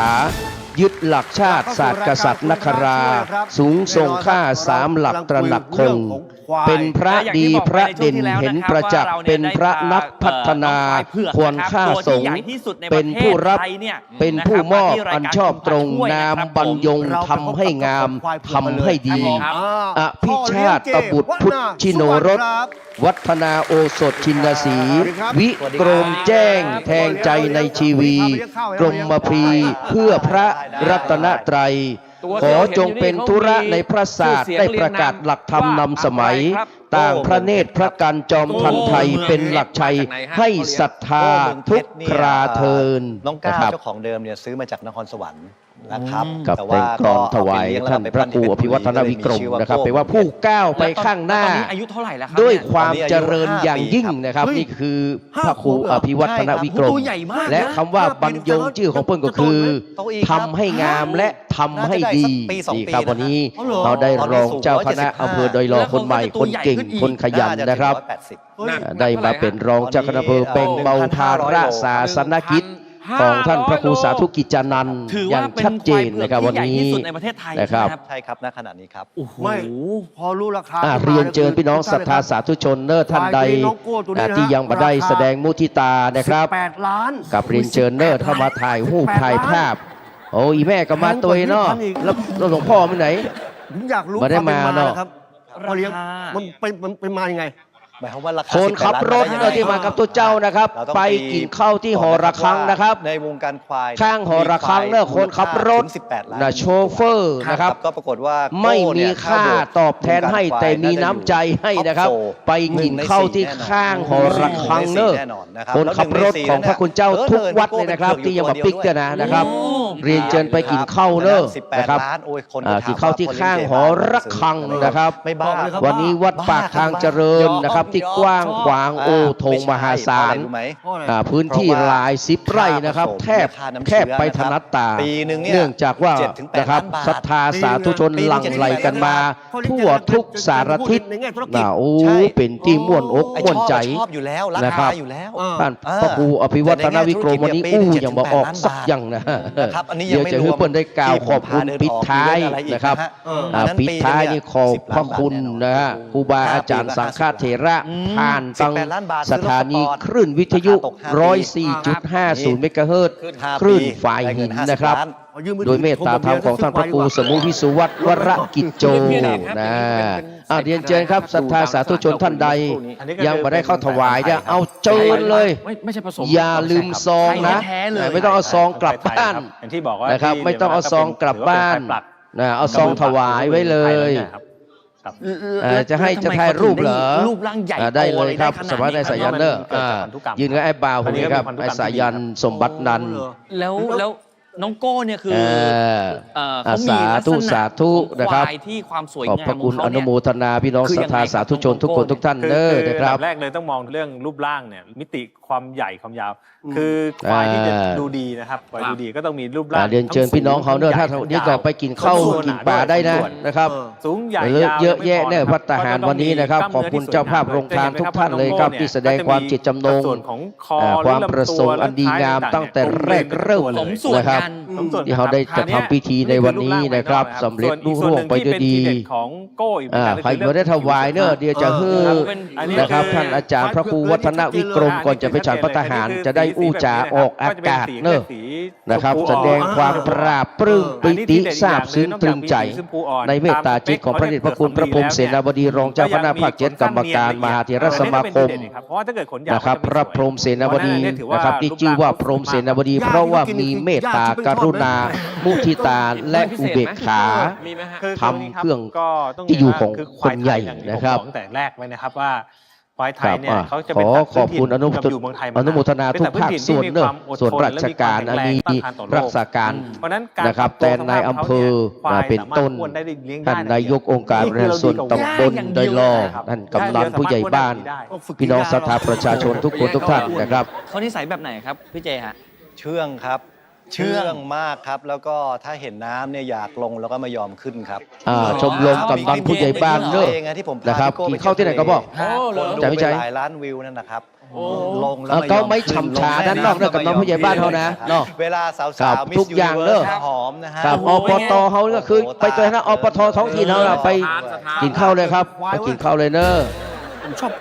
เอาเรียนเชิญครับ สวยมาก ท่านกำลังมาใหม่เนอะเอาเนี่ยท่าน ครับ ท่าน เป็นเหมือนกับว่า นฤทธิ์ เป็น นะครับ กะลาแล้วเราตัด ผู้ ครึ่ง ท่าน ครับ นฤทธิ์ มันก็จะแน่นครับ ท่านผู้ช่วย กะลาความ ท่านสสขวัญใจของหมู่เฮาเนอะท่านนฤทธิ์ครับทิพยะ ข้อขาเขาจะแข็งแรงนะครับคือควายบางตัวบางสายพันธุ์เนี่ย ทำโรงทิพยคุณนะครับท่านสส อัคือขาแข็งแรงและรูป นะครับ ทรงตั้งตรงดี อันนี้ อย่างนี้เรา มาลุนหน่อยก็เอาแค่น้อยเนาะท่านสสเนอะ ใช่ ครับเรียนเชิญเลยครับ พูดครับ ท่านนเรศนะครับเรียนเชิญเลยครับ สิ่งหนึ่งที่ผมเห็นเนี่ยคือตัวลักษณะของขนเขาเนี่ยมี ทิพยะทำรงคุณนะครับ ขวัญเขาจะม้วน ส กล ส มๆ เขตบ้านเฮานี่แหละครับ นี่คือลักษณะเด่นของเขา อาจจะได้เข้าแสดงมุทิตาสักการะจิตกับ ตรงระหว่างตา ข้างๆ ท่านพระคุณเจ้าพระครูอภิวัฒนวิกรมนะครับเรียนเชิญท่านสสขอทีมงานเลยครับ ใช่ครับใช่ครับ ครับ แล้วก็ เรียนเชิญเลยครับ ตรงไหล่หน้าเนี่ยครับ ครับ ก็จะเป็น อีแม่ออกนั่นเนี่ยไปกินข้าวกันได้ไหมเนอะ หาบเงิน ไปกินข้าวก่อนเพื่อท่านสสได้แสดงมุทิตาจิตเอารูปถ่ายรูปด้วยเนอะสสเนอะ ขวัญสวยแล้ว ครับเรียนเชิญเลยครับ ผมมองบนซ้ายนะเนี่ยนี่ไง สวยนะ ครับ อ่า หลายขวัญขยันหาเมียครับเมียเยอะ ถ่ายรูปแต่รูปรถเอาปอนอ่า โอ้ยนี่ ไม่ใช่เมีย อันไหน เข้า คือ กล้องเข้ากล้องท่านผู้ช่วยทีมงานนะครับเรียนเชิญครับ ก็เนี่ยครับก็ตรงจากเนี่ยครับมาเนี่ยครับ ท่านนเรศหรือว่าท่านทนายหนุ่มนะครับ ตุ๊ด จับได้ใช่ครับ ไปกลัวเลยพานสาย ค พัน ง ธุ์เดียว เส้น กัน คงวาเสมอเด้อรับใจพี่น้องประชาชนนะครับ เขา ขอบคุณท่านสสด้วยนะครับ คันช้อนใหญ่ มัน เรียก เงา คันช้อน ขนาดนี้เลย ใหญ่ อะไรคืออะไร เขาเรียกเขาทรงคันช้อนครับ คันช้อน ขอบคุณนะครับ แล้วสามารถยาวได้อีกไหมฮะ ยาวได้ครับเพราะอายุ กับ มาก ก็ ก็ จะ ยาว ได้ ไป ฉัน เรื่อย พัฒหารเด้อนะครับ จะได้กราบไหว้สา อันนี้ความยาวของเขานี่ประมาณข้างละ กับอารัตนาท่านพระครูอภิวัฒนวิกรม ก็เกือบ1 เม บร ต ร ร ยงอภิวัฒโนนะครับ สวยงามไม่ รองเจ้าคณะอำเภอดอยลอเจ้าอาวาสวัดปากทางเจริญนะครับ อยู่ไหนวะเนี่ย จะได้อู้ได้จากกับบรรดาพี่น้องอนุโมทนาสาธุการผ่านตั้งสถานีคลื่น104.50 เมกะเฮิรตซ์นะครับขึ้นวัดฝ่ายหินนะครับ มีเลี้ยงทั่วกี่ตัว เป็นลำดับต่อไป มีประมาณเกือบ40 นะค ตั รั ว บ ครับ อันนี้มนต์หน่อยนะครับหลวงพ่อเนอะ มีราคาเหมือนกั ครั น บ ใหญ่หมด ใช่ครับผมเลี้ยงเป็นควายยักษ์ควายสวยงามครับ เดี๋ยวเชิญท่านสสรับประทานอาหารเนอะ แบบว่าเลี้ยงให้เขาแบบ ไป ตัว กิ ให น ญ่ ข้าวก่อน แล้วก็อนุรักษ์ไว้อย่างเดียว ครับ เลย เดินไปทั่วก็ได้เนอะได้กินนักๆหน่อย การเป็นพ่อพันธุ์ ครับ ใช่ไหมครับ อ๋อ น้ำเชื้อ นะครับวันนี้นี่ท่านสสมานะครับ พ่อพันธุ์ พ่อพันธุ์ครับ จนลูกชาย กับพี่น้องที่อยู่ตรงบ้านก็ยกมือไหว้ไปมือสาอนุโมทนาสาธุเนอร์วันนี้เขาเบิร์นบันทึกไปทั่วโลกเหมือนกันนะครับโดยนิ้วทองคำแล้วก็อมรวิดีโอนะครับ คือ สามเณรอภิ นอกเหนือจาก ท่าน โลโก้เนี่ย ท่านอภิรักษ์ ฝั่ง เป็น ซ้าย ตุ๊กเจ้าละ ก็มี นะครับเป็นตุ๊กเจ้า อี แต่ กตัวหนึ่ง ก่อนเป็นเนน ใช่ครับ ถือกล้อง ตัวเล็กๆคือ ไปมานะครับ นี่คือ เดี๋ยวนี้เป็นเนนละ เจ้า เป็นตุ๊กเจ้าละนะครับบวชเป็กละ พี่มันเปี้ยง ครับ เนี่ย แล้วก็ขอบคุณทุกคนทุกท่านเนอร์ 5 ปี นะครับ นี่แสดงว่าไม่กี่เดือนนะสิฮะ อัน อ นี้ ยากจะมีงานหลายที่หลายต่างนะพี่น้องเนอร์ครับ 11 ผลกันสันเล่ากันแต่นะครับ ไส้กรอก ฮอตดอก ฮอตดอกฮอตดอกฮอตดอก จากไป ตายแล้ว มนต์ท่านพระครูอภิวัฒนวิกรมนะครับ นี่ก็ยังพูดผิดอีก มาเอาแล้วเนาะ ครับ มันเป็นพันธุ์เขาหรือว่าสเปลซี่เขา กับ ผิดป อย่าง ติ ใดก็ต้องกราบ ก็อาจจะ น เป็ มั น สการขอบพระคุณนะครับ หมาย พ ถึ ระ ง ม ว่า หาเถรานุเถระเจ้าคณะพระสังฆธิการ ครับเพียงแต่ว่า อันมีพระเดชพระคุณ ตัวเนี้ยมัน นะครับหลวงพ่อท่าน พิเศษกว่าควาย เจ้าคุณพระพรหมเสนาบดี รองเจ้าคณะภาคเจ็ดกรรมการมหาเถรสมาคม เจ้าวาดวัดประทุมคงคาราชวรวิหารนะครับพระเดชพระคุณหลวงพ่อท่านพระคุณนะครับพระเทพสิงหาวราจารย์ดรโสพลโสพโน รองเจ้าคณะจังหวัดเชียงใหม่วัดพระสิงห์นะครับพระเดชพระคุณนะครับพระราช นะครับโพธิวรคุณดรท่านอาจารย์พระมหาพยัพครับรองเจ้าคณะอำเภอจังหวัดเชียงใหม่วัดพระธาตุโดยสเก็ตพระอารามหลวงพระเดชพระคุณพระราชมุนีนิมิตศรีคทสุวรรณโนนะครับ ยินด้อยหรือความผิด เรียนธรรมเก้าประโยค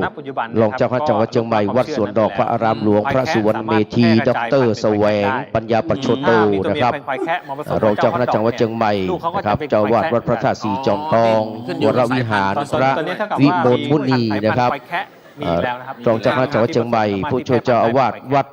ศรีโสดาพระอารามหลวง ถ้ามีควายตัวเมียอยากผสม และพระมหาเถรานุเถระเจ้าคณะพระสังฆาธิการนะครับเจ้าคณะอำเภอเจ้าคณะตำบลเจ้าคณะ ฮอตดอกเนี่ย นะครับตำบลเจ้าคณะเจ้าอาวาส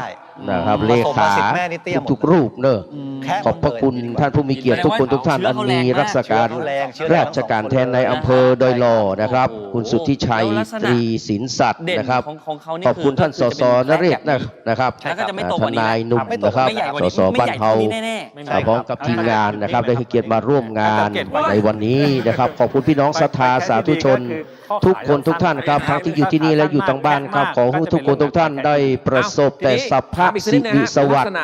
พิพัฒนมงคลอุดมพูนผลไปด้วยจตุรพิธพรชัยทั้ง4ประการอายุวันนะสุขภระปฏิภาณธนสารสมบัติยิ่งยืนนานเจโตปณิธานการงานการเงินการดำเนินชีวิตนะครับการประกอบธุรกิจแม้จะคิดสิ่งใดก็ขอให้สมดังความมุ่งมา่ปรารถนาเหมือนกันจุตนจุองค์จุผู้จุคนสาธุสาธุสาธุปะกันใบนะครับเมื่อมีโอกาสครับกราบนมัสการขอบพระคุณในเมตตาปรมีธรรมของหลวงพ่อพระครูอภิวัฒนวิกรมนะครับรองเจ้าคณะอำเภอโดยรอและก็เจ้าอาวาสปากทางเจริญนะครับป้าน้อยป้านานป้าอาจารย์กรรมการแก้ววัดนะครับที่ได้คือความสำคัญคือความเอ็นดูใจบริการของกระผมพระดาน74ในวันนี้นะครับกราบนมัสการขอบพระคุณเป็นอย่างยิ่งครับกราบนมัสการครับ อนุรักษ์ควายไทยยังไงในมุมมองของพ่อเลี้ยงอ่ะ ก็ตอนแรกก่อนครับเราต้องเอาควายมาเป็นซอฟต์พาวเวอร์ก่อน ครับ ตอนนี้ก็ ใช่ไหมครับ มอบเวรประเคนใหม่นะครับ นต่างชาติรู้จักเรา คืนให้กับทางสถานีเนอะ ยักษ์จะไม่ค่อยรู้จักสัตว์ควายทั้งหมดควายอยู่ใกล้เรา 104.50 เมกะเฮิรตซ์ โปรโมท วัดฝ่ายหินนะครับ โปรโม พว ท กเขาก็กินข้าวกินปลากันทุกที่เลยเนอะครับเรียนเชิญตามสบายเนอะ ต่อยอดขั้นที่ พัก สอง ผ่อน ก็ ตามอัธยาศัย อาจจะมีพวก ครับ ผลิต กราบ ภัณฑ์ควาย นิมนต์ ต่างๆตามมา ท่านอาจารย์นะครับ อะไรบ้างครับยก ผ ตัว ลิ อย่าง ตภัณฑ์ พระ ควา ค ย รู ก็เช่น เจ้าครู อาจจะมี ตัวลุงยองนะครับหลวงพ่อสนันนะครับ นิมนต์นะครับนิมนต์เลยครับดำเนินรายการต่อครับกราบขอบพระคุณครับ ผู้ชายทาน ต้อง ผิว ขอ พร บ รณ คุ เป็น ณ ปัง ดังพินาน นะ อิ ครับ น แล้ว ส ก็ ม มีพวกซอ เต ฟต์เสิร์ฟ ปิน นมควาย หรือว่าพินาน นะครับ เจ็ดสี อะไรประเภทนี้ครับนมควายโยเกิร์ตควายนะครับ ซึ่งเป็น ประมาณ ม นั้น รคนายกของวัดเจ็ดลิน ก็จะมีร้าน วันนี้ได้ทำหน้าที่ถูกต้องบ ร้าน ริ นี้โด บู ยต ร รง ณ์ เลยแล้วก็ตอนนี้แฟ ใน ชั่น งาน เสื้อควา อั ย นยิ่งใหญ่ มาแรง มหา วัย กุ รุ่น ศล เนี่ย มงคล ตาม อัน ต่าง ยิ่ง จังห ให วัด ญ่ เนี่ยเขา ในวันนี้ต้องขอเจริญพรขอบคุณที่เป็นตัวแทนนะเป็นเจ้าพิธีกร เป็น จ แส น นตัวเลย งานของเขาบริบูรณ์เรียบร้อยไปด้วยดีงาม หลายด้านเลยนะฮะ ใช่ครับ วันนี้เจอพี่นานได้ร่วมรับประทานอาหารเนอะขันโตกนะแม่บ้านเนอะ ก่อนก็มาทำควายเห็นว่า ขันโตกพิ อีกห เศ น่อยควาย ษ ไทยอ่ะจะได้มูลค่าเหมือน แต่พี่นานทำหน้าที่ มีคนมาซื้อ เรียบร้อย แส นะ ดงว่าพี่เจก่อน ตอนนี้ถ้าหากว่าไผ เรื่องราคามาก่อน ได้กินข้าวน้ำข้าวตอนแล้ว นะ นะ แค่ควายปลาคาร์ฟครับ หรือว่ากำลัง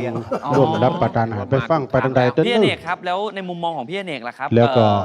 มองเห็น ต่าง ว่า กัน การอนุรักษ์และการแบบว่า คณะ การเลี้ยงควาย สงฆ์ ในอนาคตมันจะต่อยอด คณะศรัทธา ไปในทิศทางไหนบ้างครับ อนาคตแน่นอนครับว่า ใคร ทุกวั ยัง นเนี้ มายได้ร่วม ควาย แสดง ไทย มุทิตาจิต ไม่ได้อยู่ในท้องทุ่งแล้ว หลังจากที่ ควายไทย ฉัน เขา เพ อยู่ ล ตาม กินข้าวน้ำข้าวตอนกันแล้วก็ได้อยู่ โชว์ตัวแล้ว ขอบคุณทีมงานทุกทีมงานโดยเพราะว่าทีมงานช่างภาพ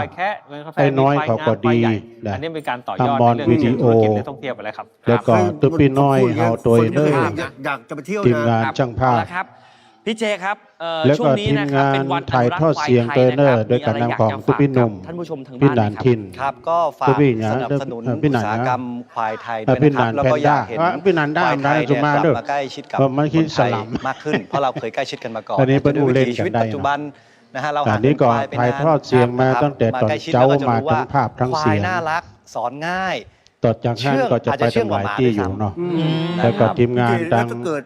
ท่านผู้ชม ท่าน หรื กองเลขา ใคร เดนเนอร์ช่วยกันช่วยงานกันมาโดยตลอดจนงานของเราบริบูรณ์ ดอกเนี่ย สำเร็จรุ่งไปด้วยดี ครับมา เนาะ ที่วนาสุวรรณฟาร์ม วันนี้ก่อน ปทุ ร่วม ธา รับ ได้เลย ประ คบ ทานอาหารกัน คลอง กัน 13 เนอร์บุญขอ ใกล้ ให้ ๆครับ ขอบคุณพี่น้องโฮงตาลทุกโฮงโดยเนอร์ ความรู้นะฮะเกี่ยวกับ ที่ ควาย เปิ้ล ไท ได้ ย มา พร้อมได้มา เอา เจ โฮ อง ตาล พี่โก้ มาเปิด ราคา 18 ในงานบุญในครั้งนี้ตุย วันนี้นะ โอ ครับ กาส ต้องข ข้า อง ข ห อบ น้า คุณนะครับ ถ้าพี่น้องแม่บ้านแต่ละบ้านนั้นมีการเป็นการกระแผ่บุญมาด้วย นายกสมาคม ขอบคุณผู้กองสายยันเดอเนอร์นิจิตอาสา และกรรมการสมาคมอนุรักษ์ พล และ ทางท พัฒ หา นาพัน รเนาะ ธุ์ควายไทยฝ่ายกรรม แล้ กาว ร ก็ ตัดสิน ที่ อีกท่านหนึงนะครับ ลืมบ่ได้ ขอขอบคุณนะครับ ก็คือ พ่อเลี้ยงเจ ท่านสส วัฒนาสุวรรณครับขอบ โดย คุณ เน ค อ รั ร์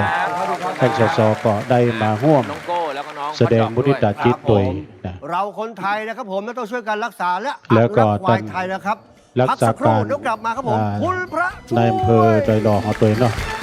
ท่านสุทธิชัยกรีสินศักดิ์ได้มาเป็นประธานในครั้งนี้ด้วยพี่น้องต่างบ้านต่างจองก็มากันหลาย สนุกได้เต็ นะ มที่ไร้กังวลเรื่อง เออ กลิ่นกายและสิ่งสกปรกสบู่เด็กต่อ ก็ ช่วย มา ขจั กั ด น ก ห ลิ่ ลาก น หลาย กาย ที่ ที่ โดยเฉพาะพี่น้องบ้านเกิดของท่านพระครูนะ 99% แต่พี่น้องบ้านปัจจันทร์ก็ดี มั่นใจไร้กังวล ทางพระคุณเจ้าโดยกระนำของท่านพระประหลัด กันอีกแล้ว นัตพงศ์นี่ยกวัดมาเลยถึงจะยกมาถึงวันน่ะทุกเจ้ามาหมดอ่ะ ที่มี DHA อุบาเดชเขาในทุลุงทอนเขาสัมมเนรก็มาหมดเนาะ ให้เรายิ้มได้ โดยเฉพาะก็ นมราหมี โยมผู้บังเกิดเกล้านะมารดาของท่านพระครูแม่นางดวงสุวรรณนะอันนี้เป็นแม่ของคนตึงอำเภอก็ว่าได้ พิเศษ ถ้ามีแม่นางคนนี้ อาจารย์พระครูอภิวัฒนวิกรมกับวันที่เกิด หอมกินอะไร อันนี้เป็นแม่ทั้งอำเภอ เฟรชจากเรามากกว่า ท่านไหนดำรงตำแหน่งรองเจ้าคณะอำเภอโดยรองเอาเนาะวันนี้ภูมิอกภูมิใจ เป็นหน้าเป็นตาเป็นบุญเป็นกุศลและก็เป็นศักดิ์ศรีของวัดปักทางเจริญนะรอสักกรรมเนาะวันนี้ได้รับความอนุเคราะห์เมตตาจากพระอาจารย์เนรลักษณ์แต่เดียวรอเปิ้นฉันแล้วก่อนจะได้มีเปิ้นมาอู้มาจ๋านะครับพี่น้องสถาผ่านขึ้นถึง2-3ขึ้นแถวเมืองฝางวันเรื่องวันนี้นะโดยเฉพาะพี่น้องเมืองฝางเลยเนอะพี่น้องเมืองฝางก็มากันหลายโยมกนกพิชัยนาแล้วก็คุณแม่บุญปันเขานี่หลายท่านที่เปิ้นมากันบัตรจากนั้นก็ตั้งลำปางโดยมาเป็นตัวแทนอาจารย์มหานี่เปิ้นธรรมยาตราใจนิดอยู่เพี่อนนะอาจารย์มหานี่ แต่เปิ้นมาบ่ได้เดินทุดงอยู่นะน้องเจว่าน้องตู้ลุงบามมา เปิ้นเดินธรรมยาตรา แดดแรงก็ไม่กลัว กันหลายฝ่ายเนอะที่เปิ้นมาร่วมในวันนี้ยินดีกับกองเลขาทุกท่านเลยนะฮะก็จะมีงานรอต่างหน้าเนาะแต่ท่านพระประหลัดวณิสยามหิติโก หมายวาสลิน เบอร์ดี้โรบัสต้าคั่วเข้ม คุณภาพ ฉะนั้นก็คณะสัตยาติโยมมาเนอะโดยเฉพาะพี่น้องบ้านเฮานี่ เบอ นะ ร์ดี้อร่อยเข้มเต็มแข บ้าน น ปักกลางเจริญโดยการนำของตังประธานแม่บ้านพ่อบ้านพ่อกำนันสุทินสุรินทะพ่อกำนันนี่เคียงบ่าเคียงไหลมาโดยตลอดไปบปซ้ำบริจาคปัจจัยมาช่วยแถม20,000 บาท แมวที่บ้านไปหาหมอก็ตั้งแต่ตัว แถม20,000 บาทเนาะ แต่งตัวตำหน้าตำ แต่ต้อง ขับ ขอ รถไป ขอบคุณ จอดไปปุ๊บฉันลืมแมวของลืมแมวที่บ้าน เจ้าโอ้ขอบคุณเนอะเนี่ย นี่ว่าลืมของฝากไปซะแล้ว ชายเลียงเชียงราย ของฝากกันแล้วก็แล้วพี่หนันเพิ่มมีอะไรมีเพิ่มเติมเดี๋ยวทุกลุงประกาศ อันยอง อ๋ออันนี้ รถไฟ ส่วนตัวเนาะ รถบรรทุก อันใหญ่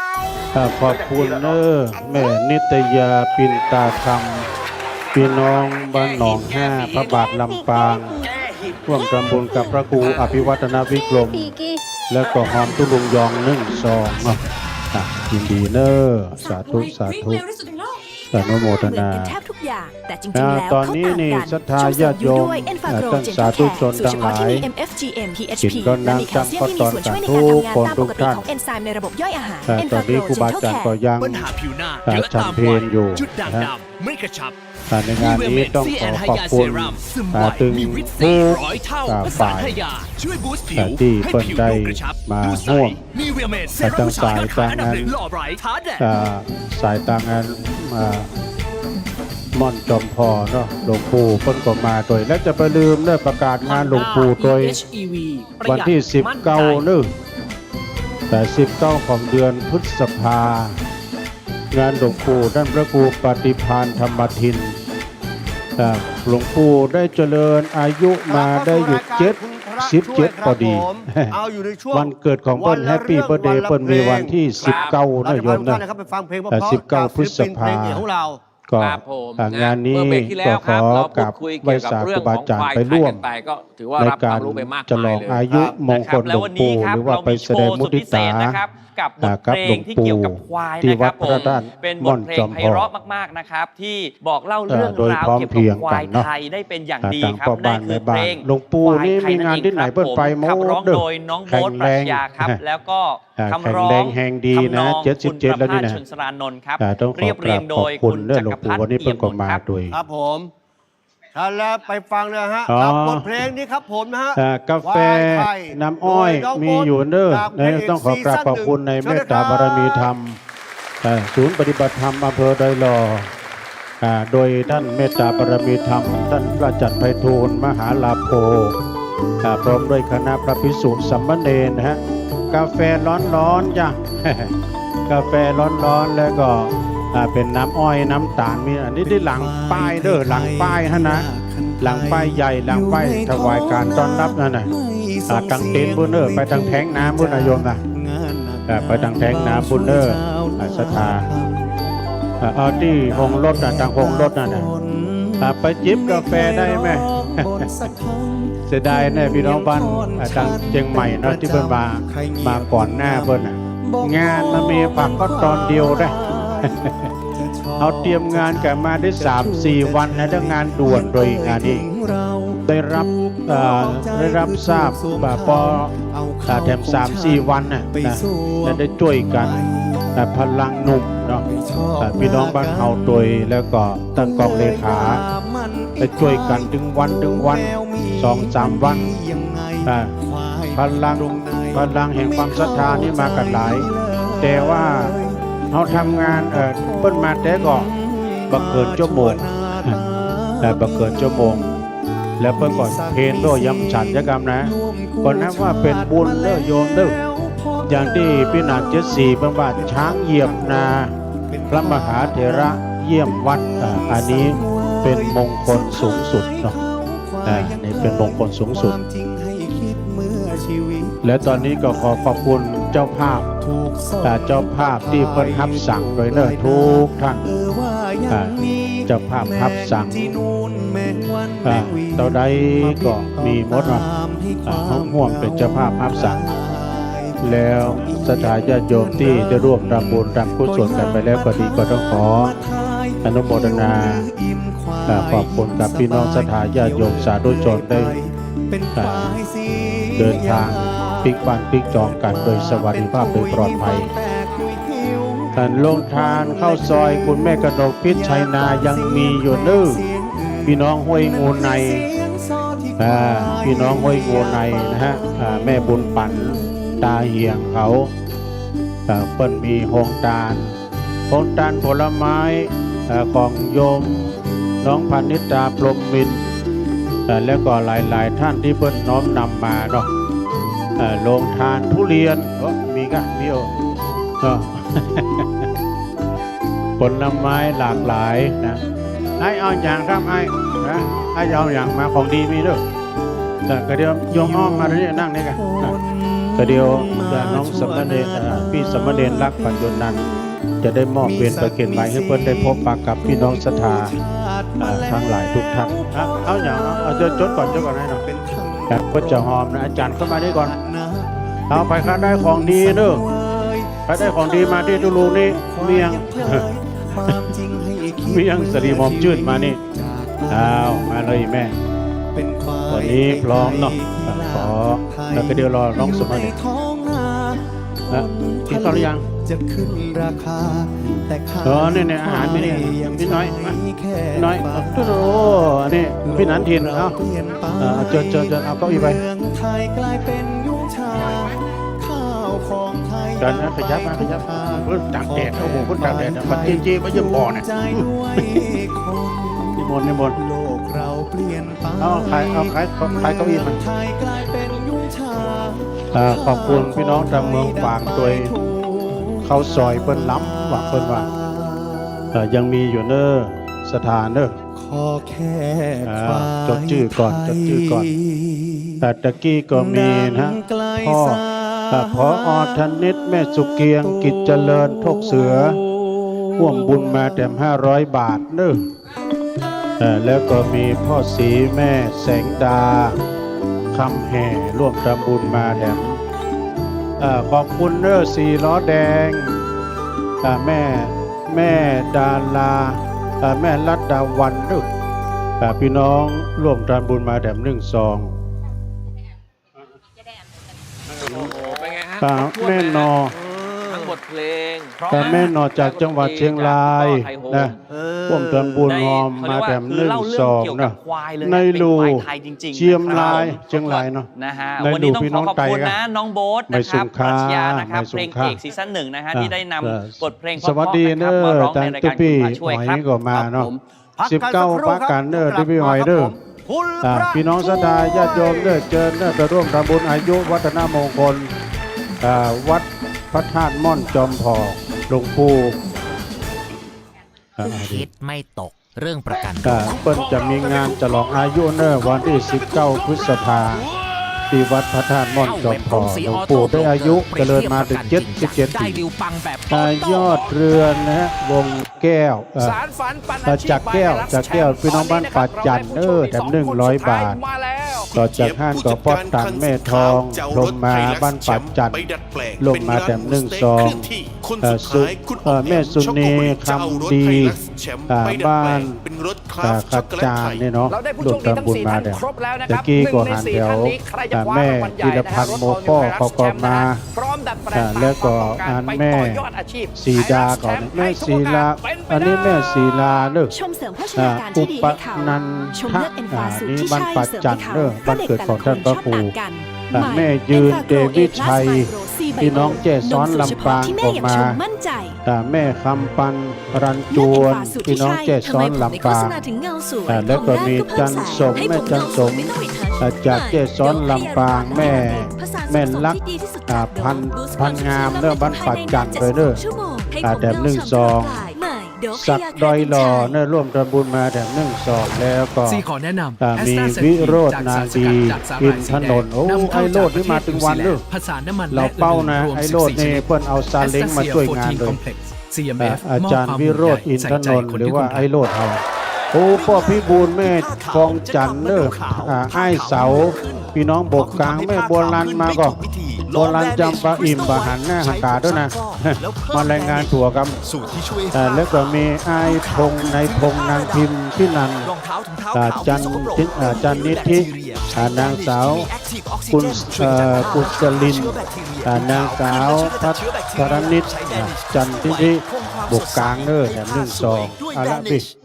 แล้วก็มีแม่นางฮะวังซ่านนี่ครับจากปัจจัน100 บาท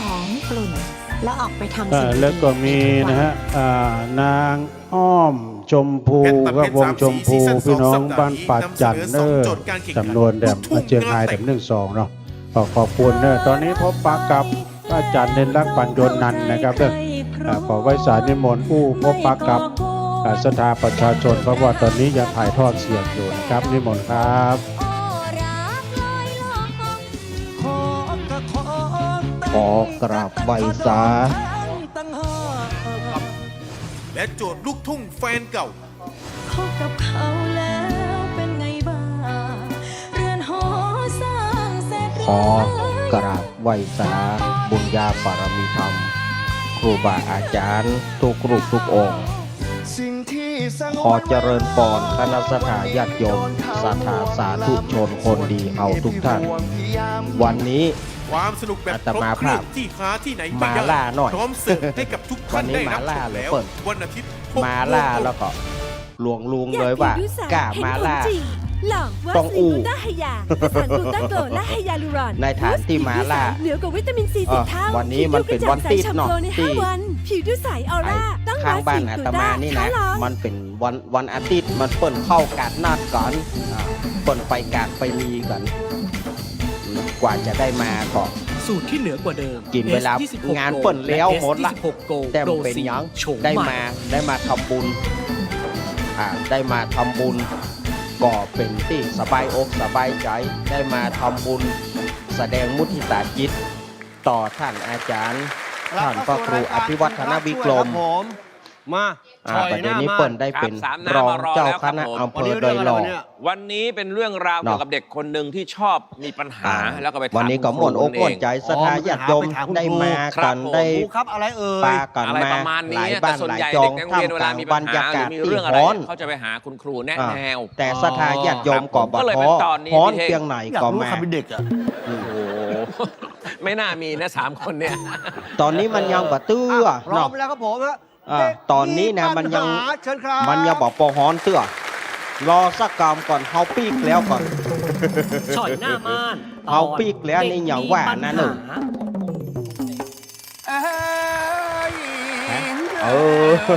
ไหวสาอนุโมทนาขอบคุณตุลุงแดงเนอห้วยห้องไคเนาะอันนี้เปิ่นก็ได้มาวันนี้เพราะว่าหยังปากกาต้องเอาบะหอนตัวเปิ่นเอาหมอนตัวเปิ่นนี่ยุ่งนะบอกว่าไผมาพ่องภาษาไทย ไหวสาบุญญาปรมีธรรมหลวงพ่อสาธุกิจจานันท์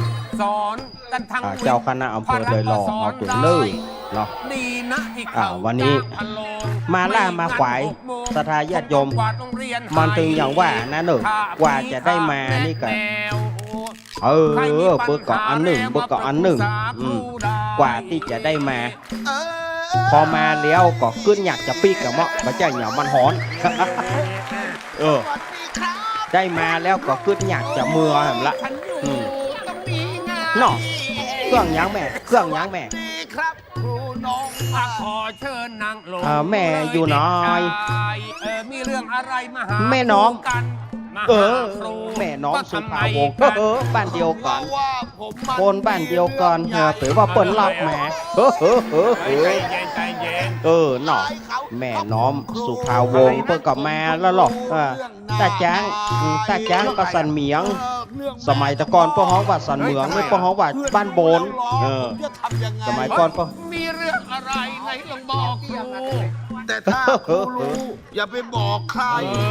เปิ่นมาเนี่ยเปิ่นว่านะแต่ก็ส่งกระแสจิตกระแสใจมาแล้วหนุ่ยดอกแม่เพนนะส่งกระแสจิตกระแสใจมาถึงวัดปากตังเจริญเพื่อหนึ่งแสดงมุทิตาจิตทุกกรรมวะแสดงมุทิตาจิตก็สักกรรมก็จะเมื่อแล้วแม่แม่นะ พ่อแม่เป็นผัวเมีย มีตำเนี้ยไม่แค่นั้นนะครู ก็เดียวกับมาเนี่ย เป็นผัวย่าตาเป็น เดี๋ยวกลับมาเนี่ย ยินดีแม่น้อมเนอะทำไม วันนั้นเปิ้ลมีประเพณีของเปิ้ล ในครอบครัว วันเมื่อ2-3 วันแล้วเปิ้ลมีประเพณีเปิ้ลมีประเพณีที่วัดเก่าตาจางเปิ้ลมีงานประเพณี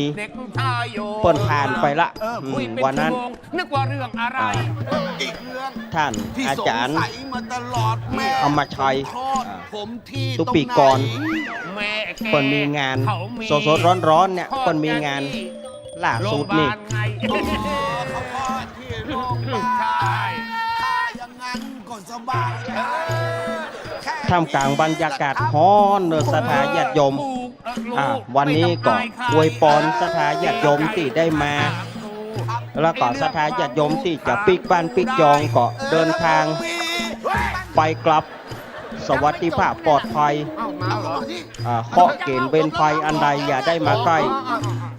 บอกว่าข้อปีข้อเดือนข้อวันข้อแยม เอ้ยถ้าเชิญนั่งลงเลยเด็กชายร้องไปแล้วตะกี้ เอาเปิ้นเลี้ยงของเย็นไอติม นั่งลงครับเด็กชายร้องไปแล้วเนี่ยพอนั่งลง เปิ้นเลี้ยงของเย็นเนอะ